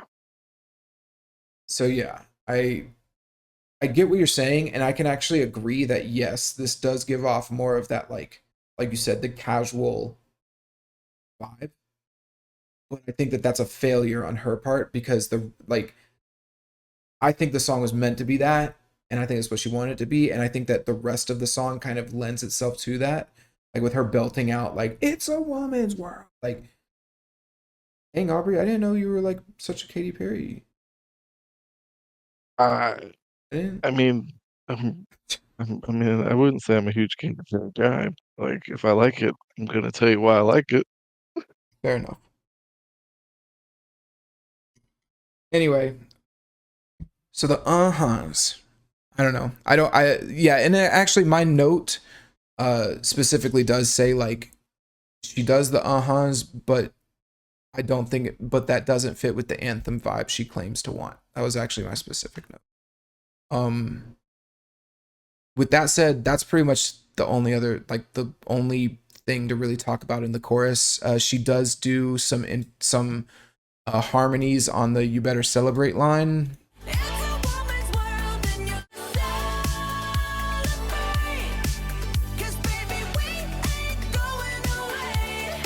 Yeah, and then she just repeats, "It's a woman's world."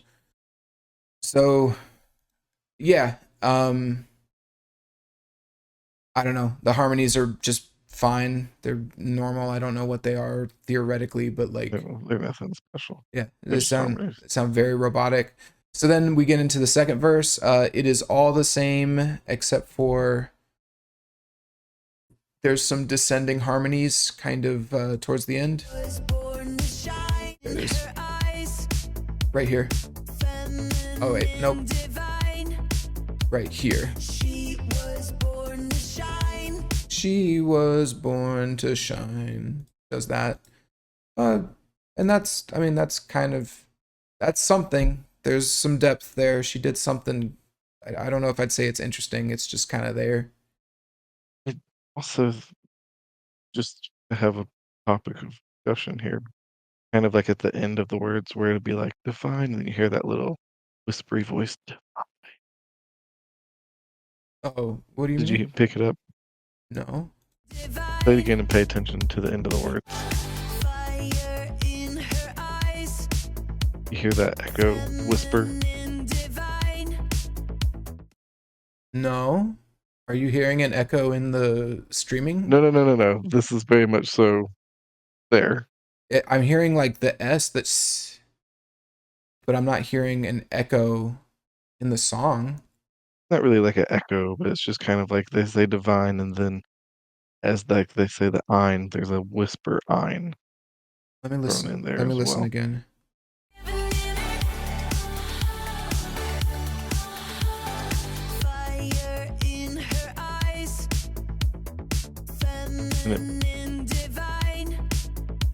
Oh, reverb. And it pans.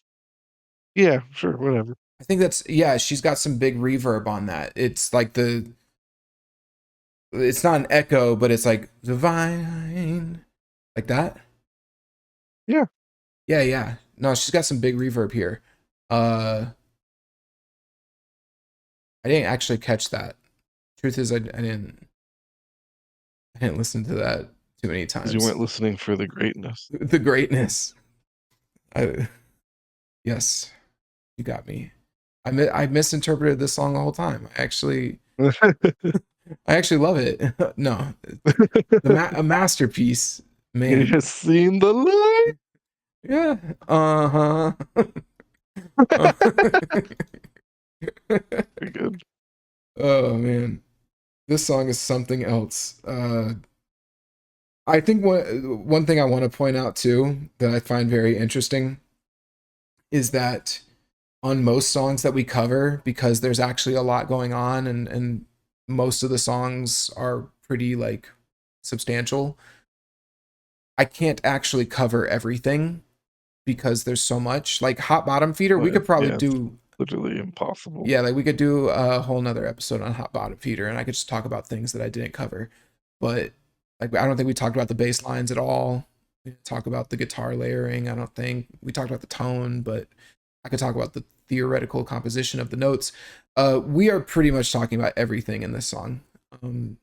Like We're trying really hard to find things to talk about, actually. Right, like those chorus harmonies, the reverb, like there's just not a lot going on here.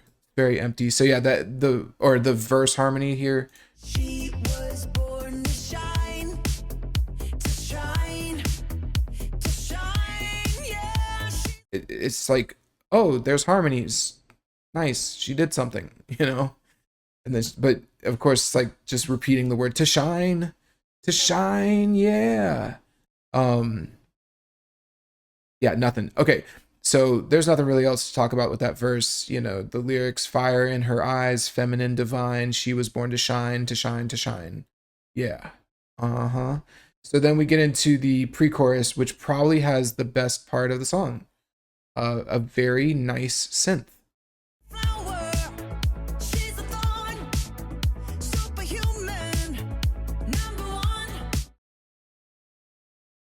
I'll compliment it. That's a very pleasant sounding, a little boom, boom.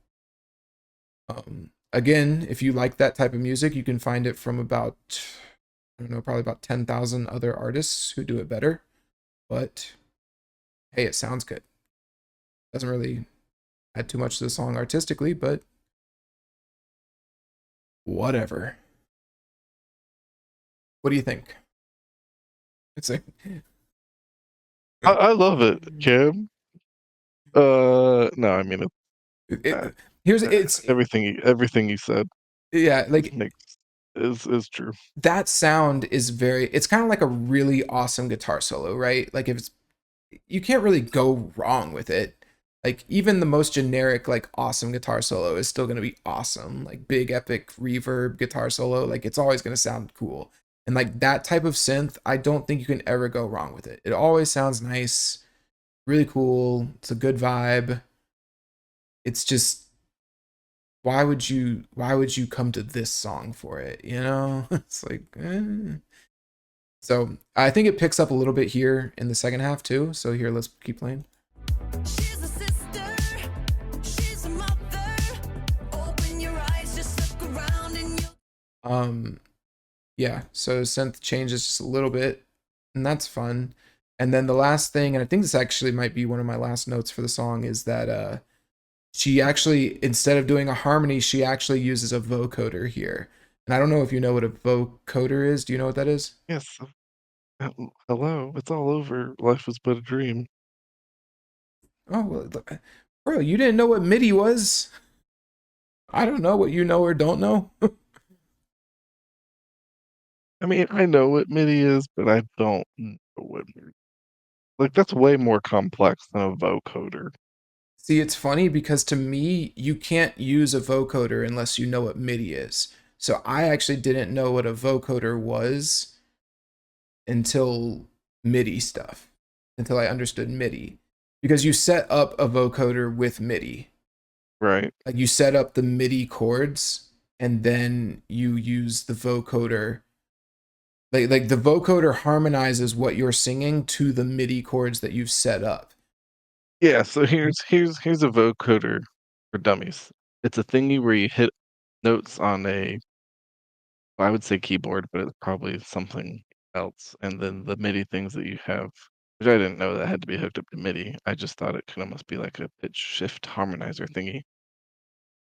Well, But okay, yes, so I understand what a vocoder is. so We for don't have to explain it, I don't think, unless you just want to. well, no, I don't think the average person knows what a vocoder is. We might know it for, Life is But a Dream, because it is all over Life is But a Dream. But just for the Yeah. average person to know, a vocoder is where you can set up notes like in your system, and then when you sing, it'll activate those notes and give you automatic harmonies for those notes. So it's like, imagine auto tune, it'll like auto tune your voice to each of those notes. So if you set up, like, let's just say like 4 notes and then sing over the vocoder, you'll have your original singing voice and then it'll sound like you have 4 harmonies singing along with you. And you can set those notes to be whatever you want and to change whenever you want and all of that. So it's kind of like a fast track to getting a harmony, like a really big harmony, like 4 or 5 harmonies over your voice instead of just doing like 1 or 2, like she did in the chorus. So the point I'm bringing up here is that she's using a vocoder here going into the second chorus. So here, listen.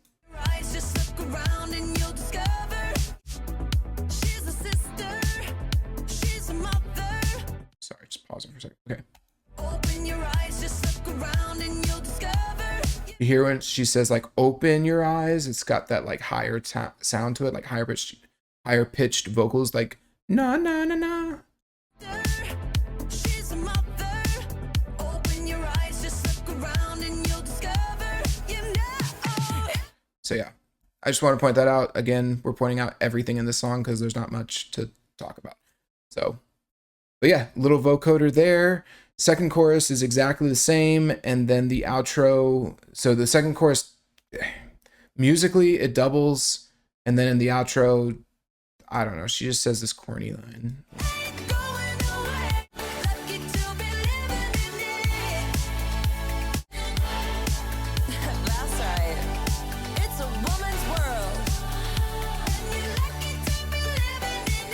So fucking. I just. I don't. It's a woman's world. Do, do, do, do, do. We are writing a pop song. Anyway, that's the song. That's pretty much it. There's nothing else to talk about on this one. Nope. Cool. Unless you had anything else. No. Yeah. Not So really. I mean, we've already mentioned the structure, but the song ends I was gonna there. say I feel like we like broke down everything as we went through the song versus like addressing it all at the end. Yeah. So yeah, it was just yeah, it's just weird. It's weird ending a song on the second chorus like that. I'll never understand why she did that. Like I said, nothing changed. There was nothing there. You know, so there's not even like a theme to talk about.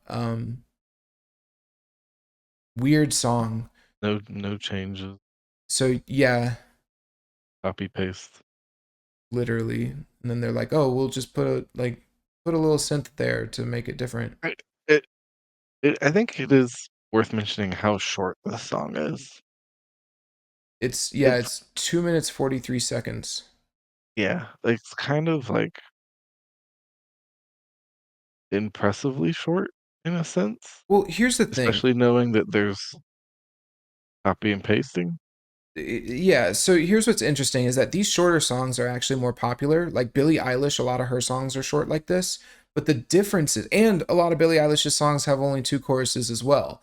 But there's a very big difference there in that one, Billie Eilish typically structures her songs like verse, bridge, chorus. So she just removes the second chorus, but she still has the bridge that creates conflict and differentiation and stuff. So she adds in a new section after the second chorus before the final, or after the second verse and before the final chorus. So it's almost like a condensed song, but like it works. You still get the full vibe of like a full song. And so that's always like that's why it works. The problem is that somebody like Katy Perry and her team said, "Oh, songs with two choruses are popular right now," and they have no concept of like why the structure of those songs work. You know, it's very silly. So yeah, that's the first thing, and the second thing is that Billie Eilish, like I'm using her as an example because she does a lot of two chorus songs. And it's like every second of those songs that are like 2.5, to 3 minutes, it's like it's interesting. It's combed over. There's little sounds and noises.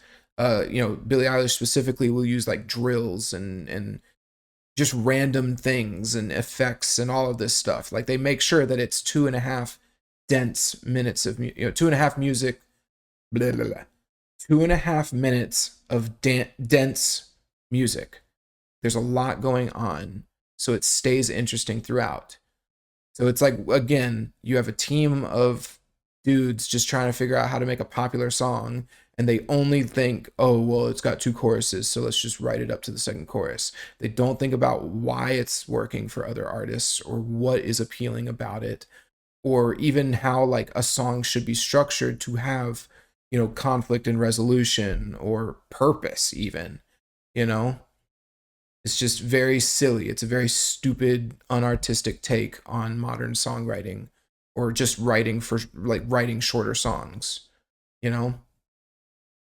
Because you could look at something like Bleed It Out by Linkin Park. It's this song that's hilarious. Bleed It Out is 1 second longer One than this. second longer. Oh my God. And Bleed It Out was considered a tiny song back in the day. Like most songs back in that time period were like 4 to 5 minutes. Um, but yeah, Bleed It Out, it's like verse, chorus, bridge at the end. And so like you again, you can play with song structure and still have really good songs with different structures, but it's like you it has to make sense. And so Bleed It Out is a really cool song because of that outro where he's like it's like an outro bridge type thing where he explains, you know, I've opened up these scars. I'll make you stop. Whatever he says, you know. Yeah, I don't know the lyrics that you're talking about.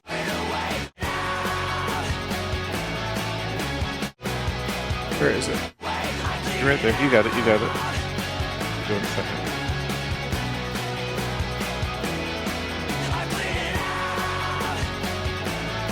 Come on.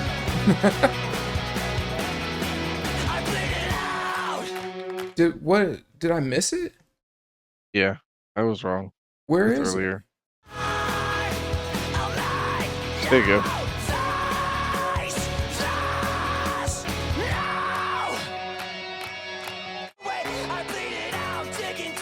Oh, so okay. There it is. I guess it is verse, chorus, bridge, chorus. Okay, that's a bad example then. My bad. I forgot. I haven't listened to that song in a long time, but I just forgot the structure. But again, it's so short that you think that it's simpler than it is, but hey, they jam packed that 2 minutes and 44 seconds. Anyway, whatever. It doesn't take away from what I was saying. This song is the structure is ridiculous, pointless. And it's copy and paste, and there's no change or conflict. So, okay, well, yeah, I think the very last thing, like, kind of topic to discuss before I get into my outro thing was, why did Ariana succeed where Katy failed? And I think it's a combination of everything that we listed. It's, you know, a kind of a career that's on the downslide to begin with. She's not in control of anything that she's doing, so she's not actually the talent here, aside from being the singer. Um, a very confusing women empowerment message. Really weird music video, kind of an inappropriate music video, honestly, considering that this song is It is the definition of an inappropriate music video. yeah, like especially considering that she probably intended for this song to be sung by like young girls. Yeah, definitely not cool. On top of that, we've got a very confusing song that doesn't have it's an incomplete song, honestly. Let's just call it like it is. It's an incomplete song. There's no final moment. There's This, no point to it. yeah, does feel kind of half-assed. Yeah, like it just feels like they wrote a 4 minute song and then they were like, oh, this might not be popular because people have short attention spans nowadays. So let's just cut off the last chorus and bridge. It is stupid. On top of that, I think the verse melodies are, bland. The music is all extremely bland and generic. You can get just as good music, better music from many other places. Um, I know we might be divided on the uh-huhs, but But not from Ariana Grande. yeah, you won't get this you won't get Katy Perry from Ariana Grande, that's for sure.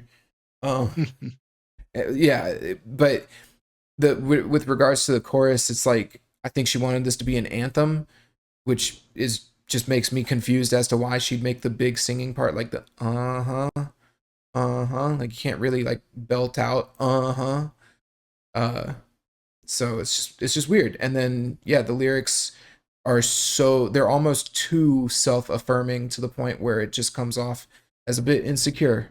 And I feel like if I was a woman and I was listening to this song, I would I would feel weird and almost as if I am like having to like calm my insecurities, like or I think a better way to put it is I would almost feel insecure listening to this song because if I have to keep telling myself I'm great, you know. Mm-hmm. So Yeah, that's kind of so. Yeah, I think that you know those were all the areas where Katy Perry failed, whereas Ariana Grande, her song might be bland garbage too, but she got the branding right. The song is at least a complete song. Uh, she did not make a confusing, awkward, inappropriate music video, and voila, people just swallowed that up. 100% from Rolling Stone. Woo! So there you go. Um, yeah, I think the only thing I'd like to say is I don't necessarily agree with the Katy Perry career on a downside thing. I think there was just a big shift in what she was giving her attention to. That'd be Um, it. okay, maybe her musical prominence was on the That downside. I think is more appropriate. Yeah, I think because I forgot about her being on American Idol, and so her as like a personality and as a figure, a celebrity, basically, like definitely not. Like she's stayed in the public eye. I think I even Yeah. saw that she's one of the wealthiest musicians of all time, somewhere in here. So yeah, like shout out to Katy Perry. I mean, fine, you've done really well by yourself, but I think her prominence as a figure in music is definitely on the decline, or has been on the decline, and this song is not helping it. Um, I don't know. All press is good press. is it 12, What if this 12 was million what if views? but what if the rest of the album is just nothing but bangers? I mean, yep. Well, let's look, if one scene is bad, the rest of the scenes could be good in the movie. Right. We'll That's see. right. Maybe we'll do a Katy Perry album episode. It'll be interesting. I don't have much hope, but we will see. Uh, So, uh-huh. uh-huh. Uh-huh. Okay, so yeah, let me just get through my little template here, and then we can close out. So, purpose. There is no purpose for this song other than to have a hit single. I think that she genuinely wanted to have an anthem, to be fair, but with four producers and two lyricists, uh, the aim was to have a hit single. That is the point. Um, that's pretty much it. I think she might have genuinely wanted the woman empowerment thing, but hey, why'd you bring in four dudes to help you write the rest of the song? It's just like, okay. Anyway, genre, it's pop. Song structure, I have that it is ridiculous and incomplete. There's no arc, journey, or change, and it just lends to the sort of meaninglessness of this song. Compositionally, it is, I put that it is extraordinarily bland to the point of actually being bad. Nothing sticks out in particular. Everything is robotic and inhuman, and most of like the melodies are toddler level, like just ridiculously bland compared to what she can do as a singer and what should be expected from a high level artist. For the mix, it is fine. That's it. Lyrical content, it's a bunch of generic talking points about how great women are with no depth or meaning. Yep, women are great. That's it. That's actually, funnily enough, the theme as well. Women are great. Um, but I also put as a note under the theme, again, my note of like, when does self affirmation become diminishing and insecure? Like how many times do you have to tell yourself or affirm yourself before it actually start? Because I think that's actually a thing, right? Like you can actually do yourself like do your mental health some level of harm by constantly affirming yourself. Like sometimes you got to face a reality. Like maybe you're bad at something and you need to improve.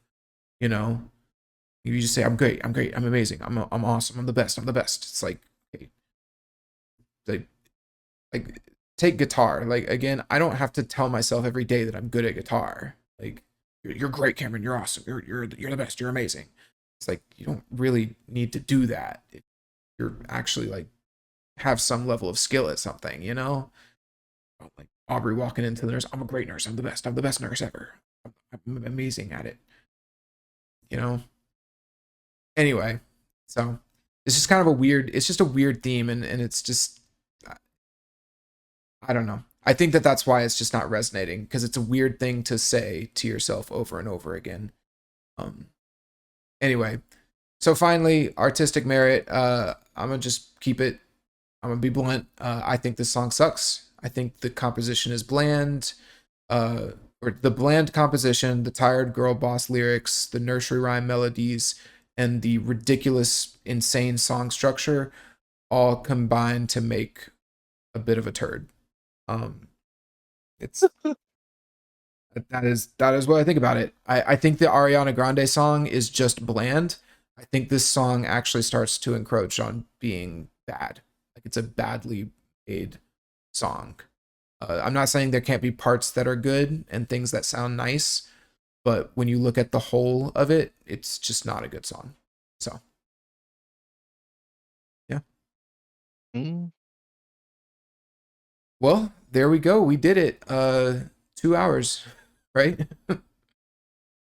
that's pretty good for us. Hey, pretty short episode. Yeah, I have no clue what we're going to talk about next week. Do you have any I don't ideas? either. I think I you have should. no idea. I think I picked the last like three, so I think you should. You should come up with something. You should let me know what you want to talk about. Okay. Yeah, yeah. We did faint, fuel, and women's world. I'm pretty sure I picked all three of those. So yeah, it's definitely a very different thing talking about this compared to fuel because I felt like with fuel there was too much to talk about. There's so many things to address and you know the changes and the melodies and all of that, and then you have this and it's like oh, there's a synth, there's a harmony. Like she did a harmony, you know. Yeah. It's very interesting too, like thinking about her doing like that one harmony and then on just that like what was the line, the celebrate line where she says you better celebrate because baby we ain't going away, whatever that line is. Like she just does the one harmony on that and then you compare that to Eminem where at that end section where he's just going lightning fast, he did like five harmonies and then like mixed them in a really interesting way and there's just a lot of artistry to it. It's like man, the gap between these two artists is wild. So yeah, but there we go. I guess we will figure out what we're going to do next time later. But yeah, thank you. Yeah. So yeah, thank you everybody for listening. Make sure to check us out on Instagram and Spotify. We're just at Simple Songwriting. We were lucky enough to get those handles. And yeah, you got any parting words, Aubrey? Nope. I'm trying to think. Nothing comes to mind other than if Uh-huh. if people tell you that a song is bad but you still like it, it's okay. You're just wrong. No. Don't listen to Cam. Look, look, you can like what you want to like. I just think it is important to acknowledge objective reality. And I think the thing is like if you like techno stuff like that, go listen to actual techno artists that like put more passion into it. You like, relaxing synthy stuff, there's lots of great artists who do that too. If you like women empowerment music, there's great songwriters who make women empowerment music. Maybe I think I know what we should do for our next episode. What do you think? We should do an anthem. What do you mean by anthem? Like an anthem, like a Like any freaking anthem? yeah, not Like like the national anthem. Star Spangled Banner? We could No. hypothetically we could do Star Spangled Banner on an episode. Yeah, I mean, yes, That'd be, hypothetically. honestly, that's probably one of the, arguably could be said that that is one of the greatest songs ever written because it is a classic. Like, how many other songs from the 1800s do people know all around the world? It has definitely stood the test of time. Does that make it good? I'd say the Star Spangled Banner is pretty good. Na na na na na na. That's a pretty interesting melody. I'd say it's Yeah. yeah. The Star Spangled Banner is a good song. We're gonna do it. I think we should do an anthem just to compare this anthem to an actual anthem. Okay, like a big epic song like Firework, but not Firework. Yeah, I can't. I want to put some thought into the right anthem. It's not going to be the Star Spangled Banner. No, no, no. I was That just I can joking. tell you. I do think it'd be fun to But do an episode on. Maybe we could just do like a whole episode on like uh national anthems. We could bring in like Canada's or something, and just talk about them. We could yeah, rate simple songwriting rates national anthems around the world. Like, um, yeah, I think that'd be fun, something like that. But yeah, no, I get what you're saying. Let's do like a big anthem song, like an anthem, like Black Veil Brides. no, absolutely not. This heart of Um, fire is no, burning down. no, no, All right, no. cool. Yeah, I'm down for that. Big anthem song. Yeah, Show what an anthem actually should be. yes. I'm trying to think of one right now off the top of my head, and I don't want to say anything prematurely, so I'm just gonna think about it over the next day or two, and then I'll text you. That sounds good. All right, well then let's get out of here before we loose lips Hit sink the 3 hour ships. mark. Yeah, right. Okay, cool. Yep. Thank you everybody for listening. Find us on our Instagram and Spotify and all of that. And yeah, we'll talk to y'all later. Let's hit them with a big wale, wale, wale, Wale. wale, wale.